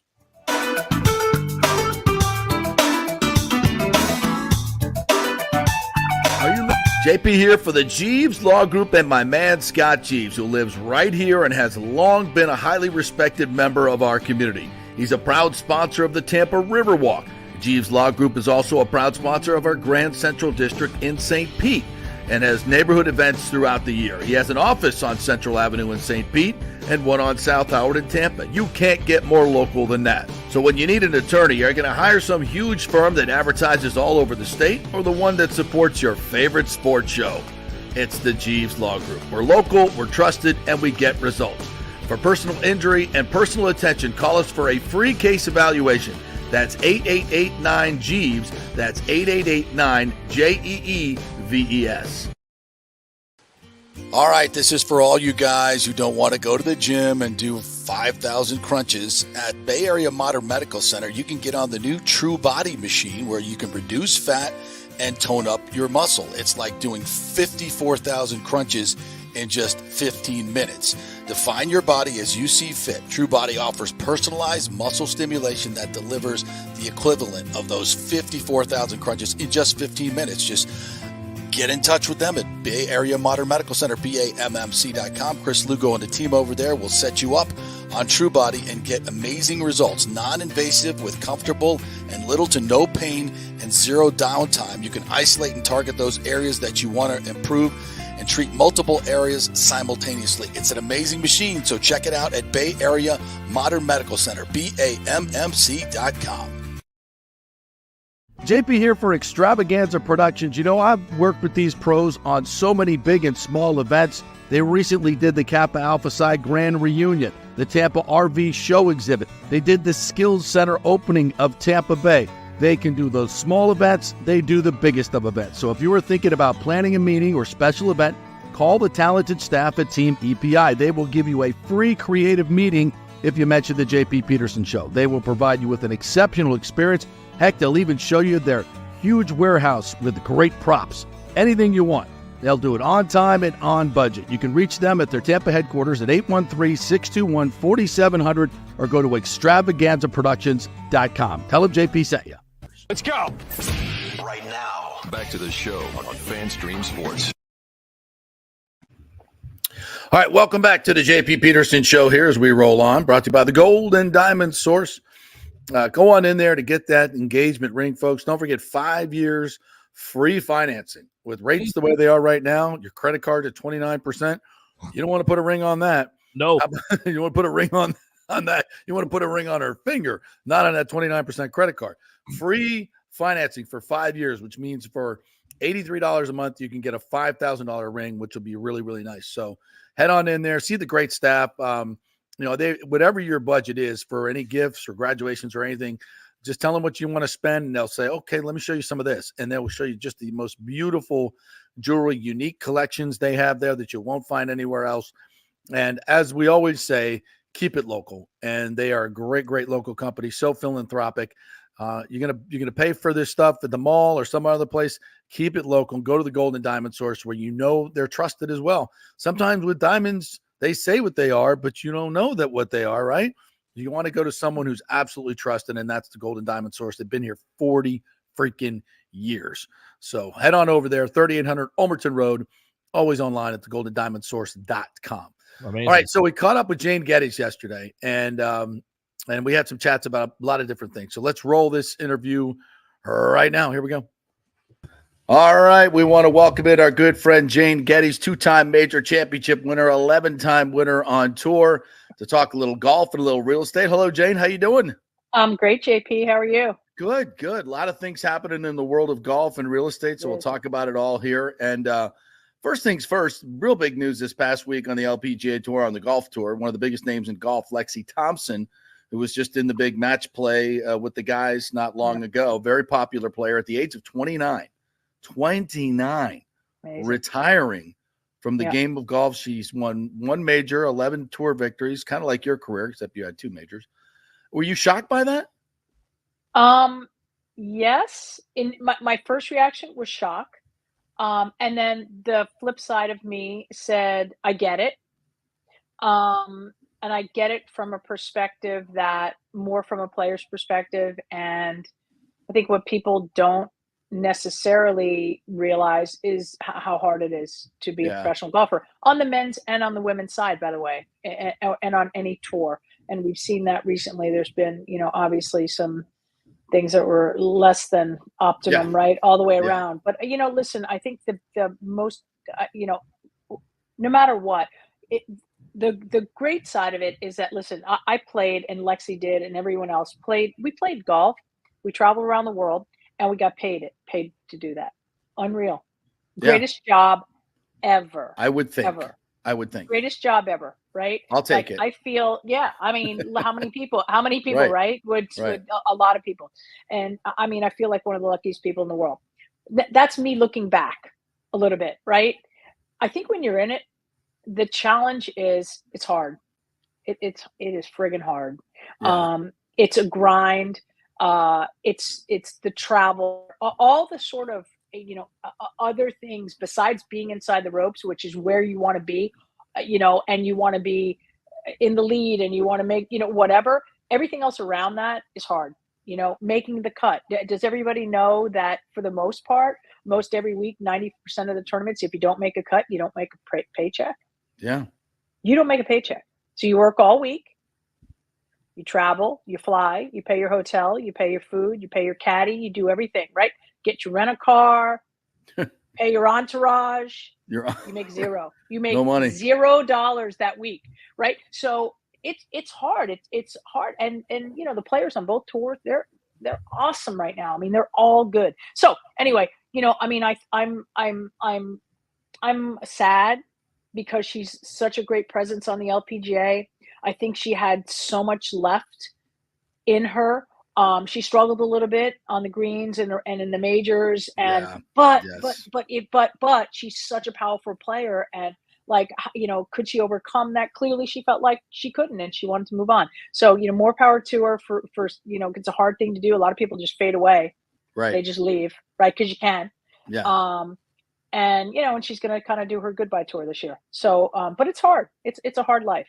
It's interesting because she played in the Aramco event that was here at Feather Sound not long ago, and I wanted to just go watch her hit balls because I think she has just did the same magnificent swing, and I just wanted to and I'm sitting there and she was walking across the towards me from across this big green with her caddy, and then over to the range, and I just watched her for a little bit, and I don't say this in a derogatory way at all, but she just seemed spent.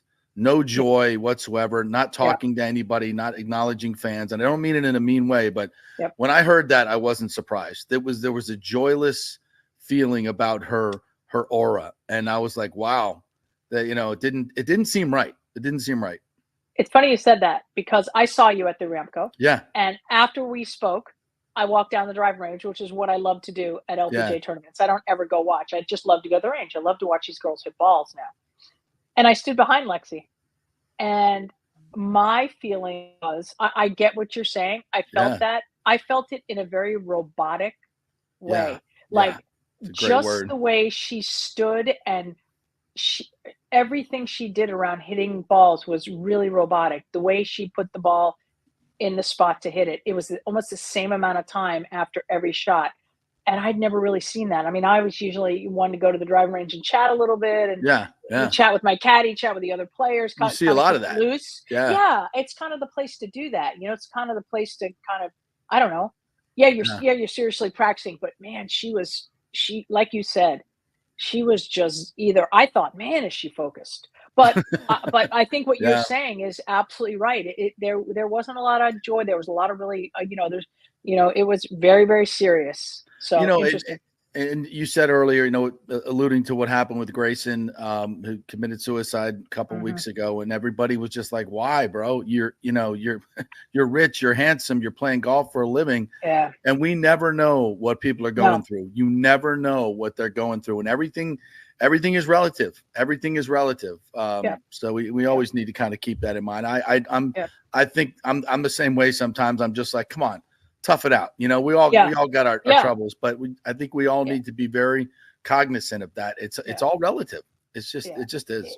Yeah. It's hard when you're talking about sports, I think, because as an athlete, your perspective is different than, kind of the fans that are out there that are looking, going, damn, I'd love to do that. Like, I can't believe that guy would do that, or I can't believe that girl would do that.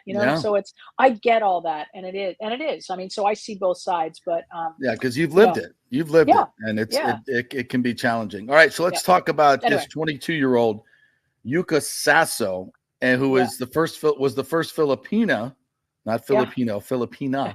I learned that in 2021 to win the U.S. I wouldn't have known that. I wouldn't have known that. You'll get chastised. And then becomes the first Japanese woman to win the U.S. Open because her father's Japanese, her mother's Filipino, and she plays for two flags. Sweet. Good for that was, but that was really cool. And man, what a finish! 4 birdies on this Lancaster Country Club that everybody, even the guys, were saying, "Oh my God, this is one of the toughest tracks I've ever seen." That was a hell of a win. It was a great win, and I love to see. When I won the Open, I won it on a tough golf course, NCR Club in Dayton, Ohio, and it was a very similar situation where it's sort of an unknown. People are like, NCR Club, what about it? Yeah, well, go check it out. Anybody that gets a chance to go play it to this day, it is a bear. It reminded me of Lancaster, that sort of it's going to come up and bite you kind of course, and you're not even going to realize it. So to watch her come down the stretch, and in particular, if anyone was watching the last hole and the chip that she hit from the front of that green with a sand wedge on a tight lie, Yep, tight lie. up the hill, to win the U.S. Open, and just like whoop, just popped it up So there, easy. a foot. I was like, what? I blade that I was over the waiting green for and the replay. 99 Oh times out my of 100. I chunk it for 1,000% sure. I was There's no right way now, I'm I making chunk clean it. contact. No, Oh my zero. God. I was hoping that they did the replay, and they did, because I wanted to see how clean she caught it, and she caught it perfectly. And it was great. I mean, she's 22 years old, 2-time U.S. Open winner. And one thing, JP, a little bit of an aside to you can and that. And by the way, I thought it was the coolest speech, and talking about her parents, and I almost wanted to cry. Yeah. She gave one to her dad and one to her mom, and as far as Philippines and Japan. But I want to say something, because the leaderboard at this Open was interesting, right? It looked like, and I saw the comments online, is this the Asian Open? What is it? And Right. and I want to talk about that just for a split second, because I'm bothered by that, and I'm bothered by it because Andrea Lee is American. Minjee Lee is Australian. I don't know if anybody heard Yuka's speech, but she spoke perfect English. Go down the list, okay? And we have players from all over the world on the LPGA. We always have. Yeah. Before the European Tour infiltrated the PGA Tour, even in the least bit, the LPGA Tour was a global tour. Back when I was playing, I mean, I spent 2 months every year in Japan playing their tour. So it was just we had to be more global. Our goal was let's get the best players in the world together to play golf, and that now has just grown. And the interesting part of that is that it's gone in cycles. So it was back in the day, Japanese, when I was on tour, Ayako Okamoto was the rock star from Japan. Oh, by the way, and a bunch of Japanese players followed her. Well, That's right. guess who came after that? Lisa Lott Neumann came after that. She won the U.S. Open. Guess who came after that? All the Swedes. Annika. Yeah. Helen Alfredson. I can go down the list. It's always been a global tour. It's always been global, but people haven't seen it that way necessarily because of how people look, and not even knowing where they're from, and so I think when I hear that, I always get a little on that, because I want people to understand that the LPGA has always been that. And these players, they're from all over the world. They're not necessarily, their ancestry might be Asian or wherever, but they are, a lot of these girls are American or Australian, from New Zealand. Lydia, and most of them play college golf here anyway. Absolutely. Yeah, they all play college golf here. So anyway, I mean, I think the tour is in a really great place, and it's exciting to watch, and the players are amazing. And I think Yuka's a great example of that, and it was a great test this week. Really great test. And this may come off really, really bad, but I'll just say this: and when I try to follow the tour, I look at the names, and sometimes I can't differentiate because they're so similar. It is. I mean, it's hard because when you see names on, and you see Lee is a very common name, obviously a very Korean name, and there's, and you see, so it's hard to get a profile it's of hard. them. Yeah, it's hard, but the bottom line is that these women are playing some really fantastic quality golf. of play is just ridiculous. It's ridiculous. It is crazy. I mean, anyone that questions that, go out to an LPGA event and do what we did. Go on the driving range. They don't Just go miss. stand on the driving range. They don't miss shots. Good luck. Anybody that thinks, I could beat these women. I'm a low handicap. I drive it 300 yards. No shot. Let me know, and I'll put a we'll set up a little match. That. I'll set it up. We get Nelly to come down and play some of the guys. 100. Anybody in Tampa interested in that? Let's bring it on, right? Yeah. Can you set up a game with Nelly Korda? I would love to play with Nelly Korda. Right, absolutely. right. No, talk about watching somebody hit balls. I watch him hit balls all day long. It's the most beautiful swing I've ever seen in my life. Ever. I mean, Yeah. I don't care, any tour. Anyway. Yeah. All right. Some other things. And the men's tour is kind of interesting this week too. Robert McIntyre gets a win with That's his cool. dad, Right? on the bag, a Scottish Oh, golfer so who cute. was on the European Ryder Cup team that won. So we kind of know who he is, and he knows how to win tournaments. But with his dad on the bag, that was a cool deal. Awesome. That was cool. Emotional again. I Yeah. mean, we had two really emotional, winning kind of moments in golf, which is cool. We don't always get that. It seems sometimes it feels very robotic, and it's like, I'm here, give me my check, give me my trophy, I'm good. So, but that was very cool. And the other thing, Rory played with a hangover, and you told me There you you said go. you have how many? Give me a story about playing on an LPGA Okay. Tour event with a bit of a hangover. I'll give you one. So we were in Princeville, Hawaii, Right. and I think it was in the late 80s, whatever. And in Princeville there's a rainy place. I think it might be the rainiest place in the world. I don't know, but that light's like got that kind of thing, where there's tons of rain. So you expect to play in the rain some. Well, we had a complete washout for like Tuesday, Wednesday. We played the Pro-Am. The Pro-Am wasn't able to be played, so we did like a putt-putt course around the like convention center at the hotel, right? So it was that. So it was Tuesday, Wednesday, Thursday were rained out. They were like, okay, on Friday, we're going to play, but we can only play 16 holes because 2 of the holes were washed out. Just washed out. Completely. So they didn't make that decision on the washout until late Thursday night. So we're at the Princeville, whatever hotel. We've been there Monday, Tuesday, Wednesday. We have been stir crazy drinking out the bar. I mean, it's like there's nothing else to do. That's where we were. We were playing putt-putt in the conference rooms. My anyway, God. So I mean, I would So say you weren't the only one. No. When we found out, it was like 10 o'clock at night after like 14,000 margaritas, and they're like, hey, by the way, we're going to play tomorrow. And it's only going to be 6. How did you play? How did you play? Okay, I don't remember how I played, but I remember the one thing I remember is when I went to put the tee in the ground on the first tee, I almost like fell over. I got like, I put my head up and my head went, whoa. And the only thought was, do not miss the ball. Like, don't miss the ball in this drive. Yeah.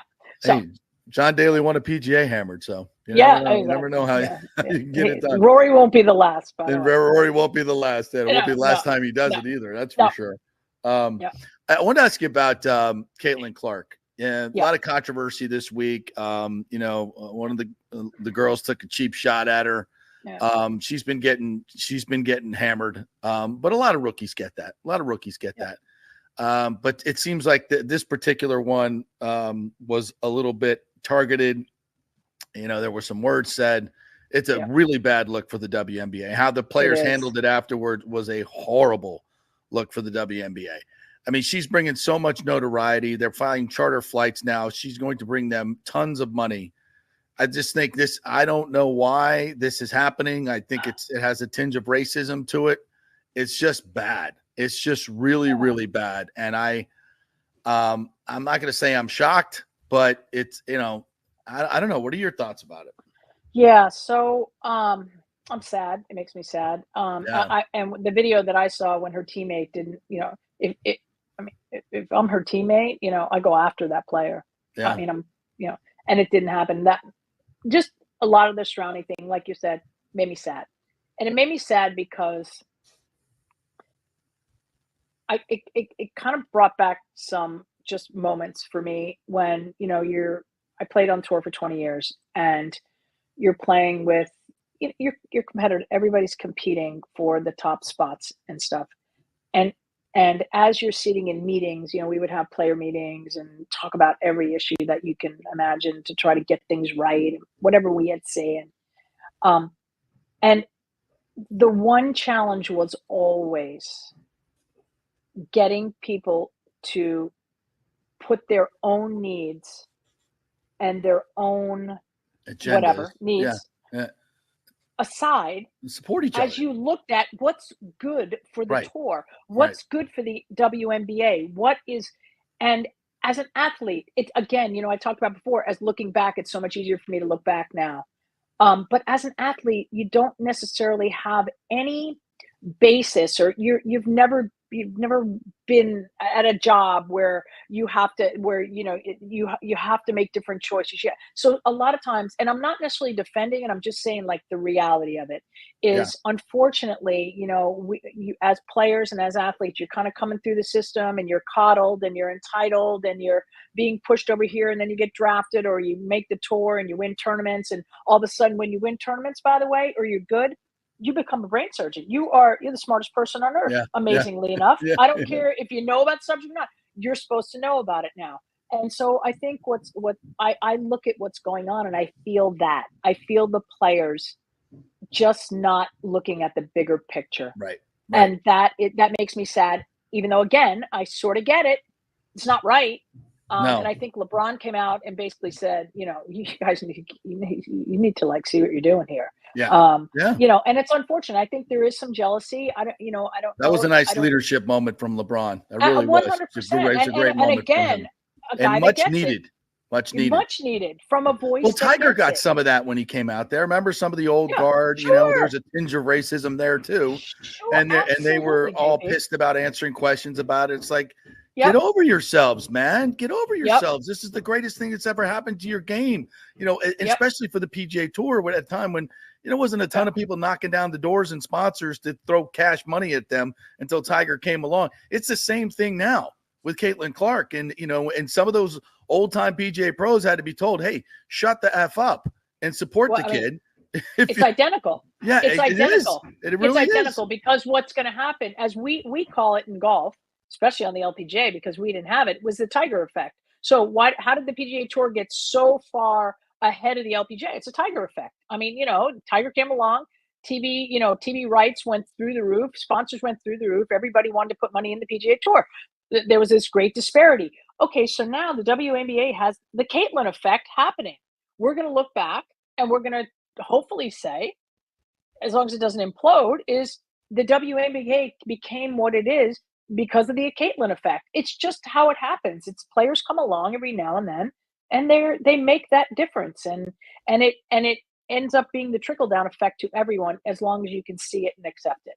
And so, I hope that they get through this. I hope there's enough leadership within the WNBA, whether it's from a team perspective or the league perspective, that they're able to really, calm this and set the players straight and say, hey, listen, we need to unify on this and make it right for everyone, because in the end, everyone wins. It would be a nice leadership moment in society because everybody's watching this and we're all so divided, and we get what this is. We all get it. And it would be a nice time and LeBron has stepped up and a lot of others have stepped up and say, hey, let's, we're basketball players. We're not white. We're not black. We're not straight. We're not gay. We're basketball players. All right. Can we just play basketball and all get, and that goes for all society. Can we all stop with the labels and just be kind to people? How about that? Spot on. Everybody. Spot on. Everybody. Spot on. Stop being Spot on. stupid. It is. It's a, and again, Caitlin is giving us that moment of this, right? She's giving us this moment that is outside 3-pointers. It's so outside her shooting a 3-point, which is, so it's been interesting as she's almost like the chosen one, that has now given us these opportunities to be better. By the way, to be better at what we do. Her 11th game in 20 days. And she just came from with the WNBA season comes right after the college women's basketball. Show me another sport where this happens. This would be like an NFL player or a college player coming out of their season and going right into an NFL season and playing 5 games in 4 weeks. I mean, 11 games in 20 nights. No, they had like a week and a half to get ready. And then 11 professional games in 20 days, and she scores 3 points on the second end of a back-to-back, and everybody's like, oh, she sucks. I'm like, sucks. She's exhausted. It's what she's going through is we'll find out later, what this was like for her, but it is a grind. It's tough. And she's young. I mean, she's I know, but you're not talking, but more power to her. I mean, it's so impressive all the way around and so fun to watch. And, it's like, I'm a fan. I wasn't necessarily a WNBA fan, and now I'm a fan. There's a lot of us. Yeah, there are. Let's get it together, Yeah, there are. girls. Come on. Yeah, there are. Hey, Exactly. before you get out of here, let's talk a little real Yep. estate. This is your Yep. this is your gig now, and Tampa real estate is Tampa Bay real estate. It's going It's been going bananas. What's the situation now? If things calm down, we got interest rates, way up there. What's going on? Yeah. So thanks for asking. So the interest rates are still where they are. They're still a bit of a challenge. However, the Tampa Bay market has remained very, very, very solid. We are still seeing, there's very little reduction in where we are. Properties are still appreciating. We still have an inventory issue where it's hard unless people are leaving and have another place to move to. It's hard to just say I'm going to sell my house and make a profit and then move on. I don't have any place else to go because the inventory is low. So we're still at that. It is getting better. We're coming into that summer months where the churn is a little better. There are still situations when homes are priced right. We're having multiple offers. We are, though, for the most part, in a situation where there isn't some negotiation room, but prices are still solid. As it relates to mortgage, what the higher rates have led to are the mortgage companies becoming more creative. So there's a lot of different programs out there for buyers that are interested in financing, interested in what sort of programs there might be out there. All different programs from either a mortgage rate now and there's a refinance deal, or if you need to sell your house, a little bit of the bridge loan situation.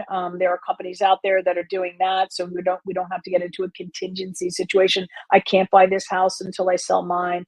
There's just a lot of creativity. So I would suggest anyone that is interested in more information on that, give me a call. Let me know.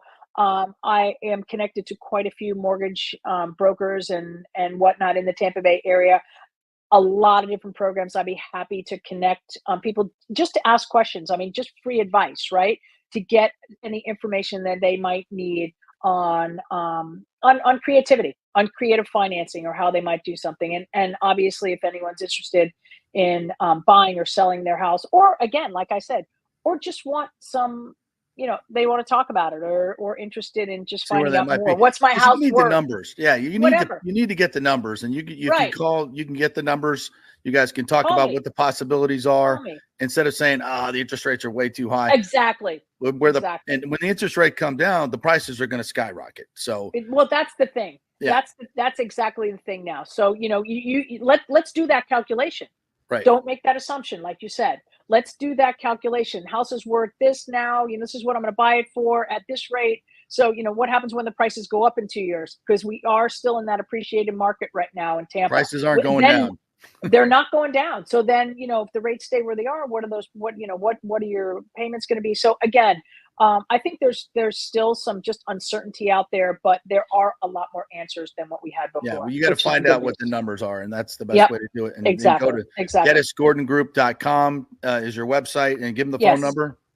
813-485-6808. 485-6808. Yes.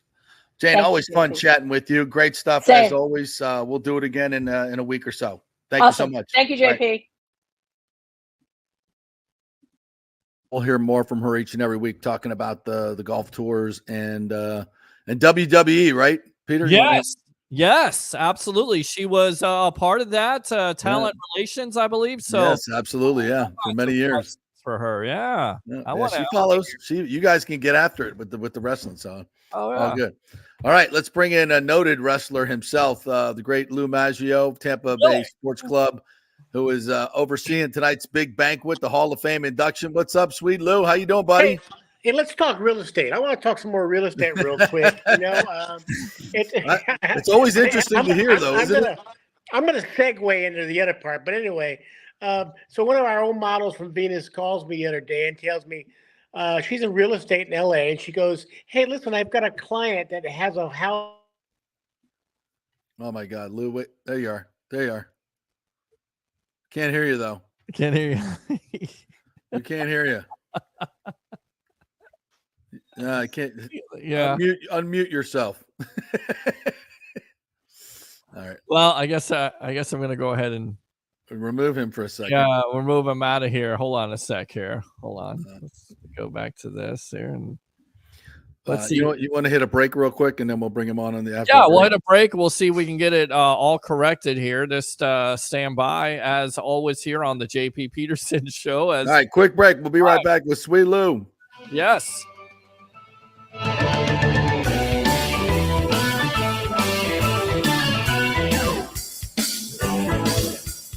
Are you looking to be more productive and healthier? Do you know chronic dehydration affects your overall health and well-being?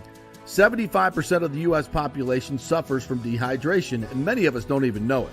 That was me before I was introduced to Hydrate Heroes. 8 times the benefits with hydration.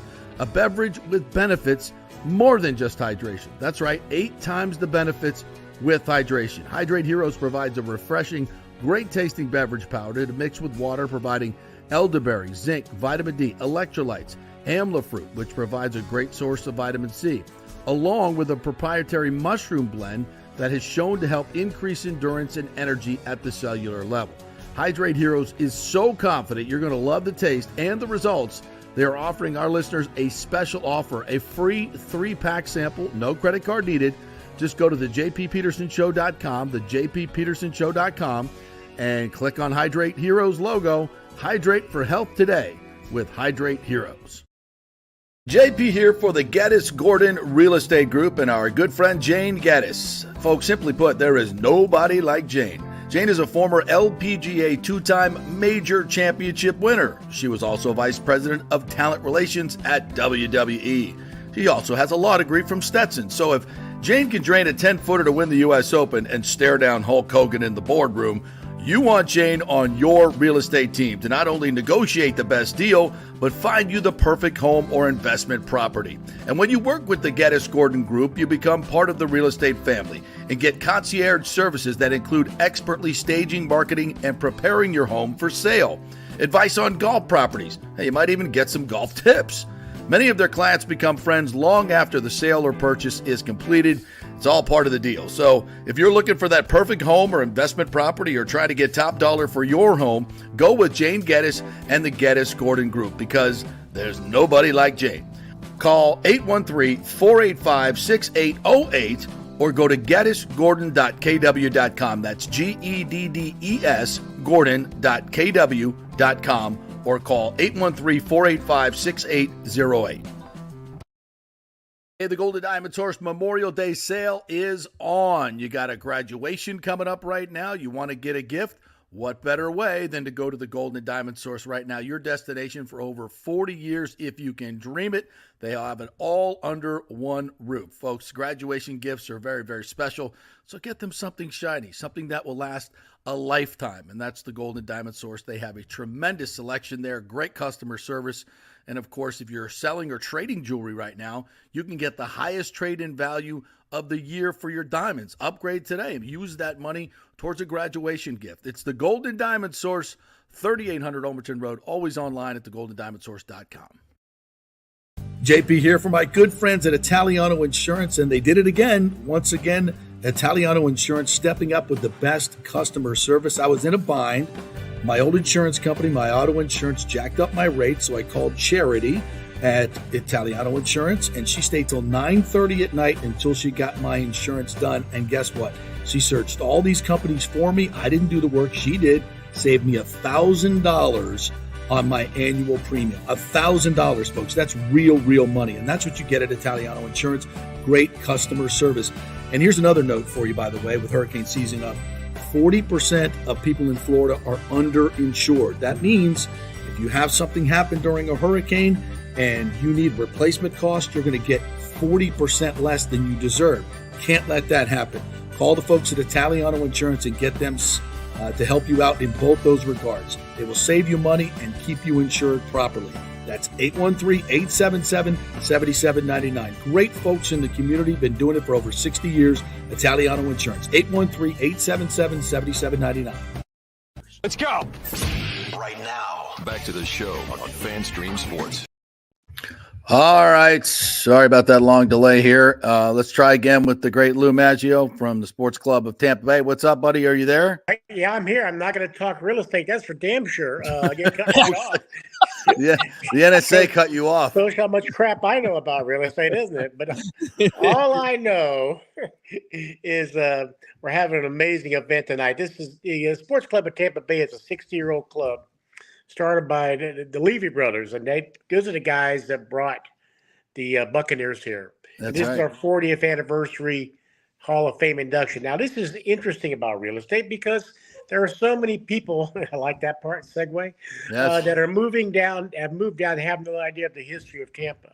And that's what we're trying to preserve. And it's going to be a great event, a great night. We had a really good run through yesterday, JP.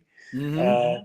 JP, if folks that are coming, JP and I know a very secret, fun thing we're doing with Coach Steve Spurrier, who's getting inducted tonight. That's right. I think most folks have heard of him, haven't they? They have indeed. Yeah, he'll be the old ball coach. Will be there tonight. The old ball coach will be. I can't call him the old ball coach because I got to pick him up this afternoon. But anyway, oh, he likes that, and I won't tell him you said that because you're an FSU guy. Right. But anyway, we have him coming in. We have Bruce Arians for the Bucks. Titus O'Neil, WWE, and just a great philanthropist here in town. Yeah, great dude. Charlie Bradley, basically he's Greatest with the greatest player in of all USF greats history. USF basketball. And Bobby Diaz, who's like a legend as far as in softball here at Chamberlain. Erin Andrews, she will not be here to accept, but Gail Sarens will accept for her, and she sent us a video. So it's an amazing evening, and it's going to be helping out. We have a nice sized check that we're going to donate to the Boys and Girls Club of Tampa Bay. So it's a good time. It's a good time, and you get to see JP all dressed up. There you go. Unfortunately, it's sold out tonight, right? It is sold out, which is the largest one ever. Well, fortunately, I should say you can't go. Well, we tried, but it's going to be it's over 500 people going to be there. Wow! And it's the largest one we've ever had at Higgins Hall. But we're very excited about it. It's we're basically trying to preserve the history of Tampa sport.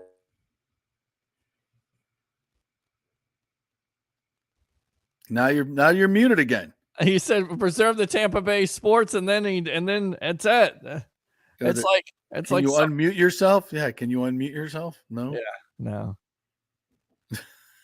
All right, all right, we'll have to talk to him again one of these days. Yes, let me go ahead and get out of that one right there. There we go. Yeah. So it happens, guys. It's live television here. We've had a good run. We've had a really good run lately, but you got to be careful. If you move that thing, if you hit something, it goes, and then we're done. Yeah. All right, that's a full day, brother. We gave a little bonus content for everybody here today. So it's all right. You want to try? Let's see if Lou can we start to try it again. You want to try it one more time? Yeah, everybody keeps calling me about this event tonight. It knocks me off my phone. All right, well let's wrap it up, and then let's wrap it up. It's going to be a great time tonight. We're excited to have everybody there. We're actually going to videotape the entire event, so we'll have it on our website eventually, which will be sportscluboftampabay.org. It's going to be a great time. JP, we appreciate you being such a big part of this. I'm honored to do it, especially for the last few years. We've inducted so many great people, and those are just the people inducted tonight. Rondé Barber's going to be there. Many more special guests are going to be there. It's going to be celebs all over the place. It's just it's one of the few nights we get to gather as a local, Tampa Bay alumni of all sports, and kind of the royalty of sports will be there. Brian Ford's going to be there. Jason Light's going to be there tonight. A lot of the Bucks people are going to be there. So it's going to be a big night. So I know you and Gail Sarens are going to team up to help induct Erin tonight. That's right. Yeah, because Erin worked with her. She was our intern for many years in the sports department, and then worked with the Lightning. So yeah, it's going to be great. And we'll have lots of highlights to bring you tomorrow on the show, and I'll tell you all about what's going on. So thank you for having me do it tonight. Honored and privileged, and we're going to knock it out of the park, partner. We'll see you tonight at 4:30.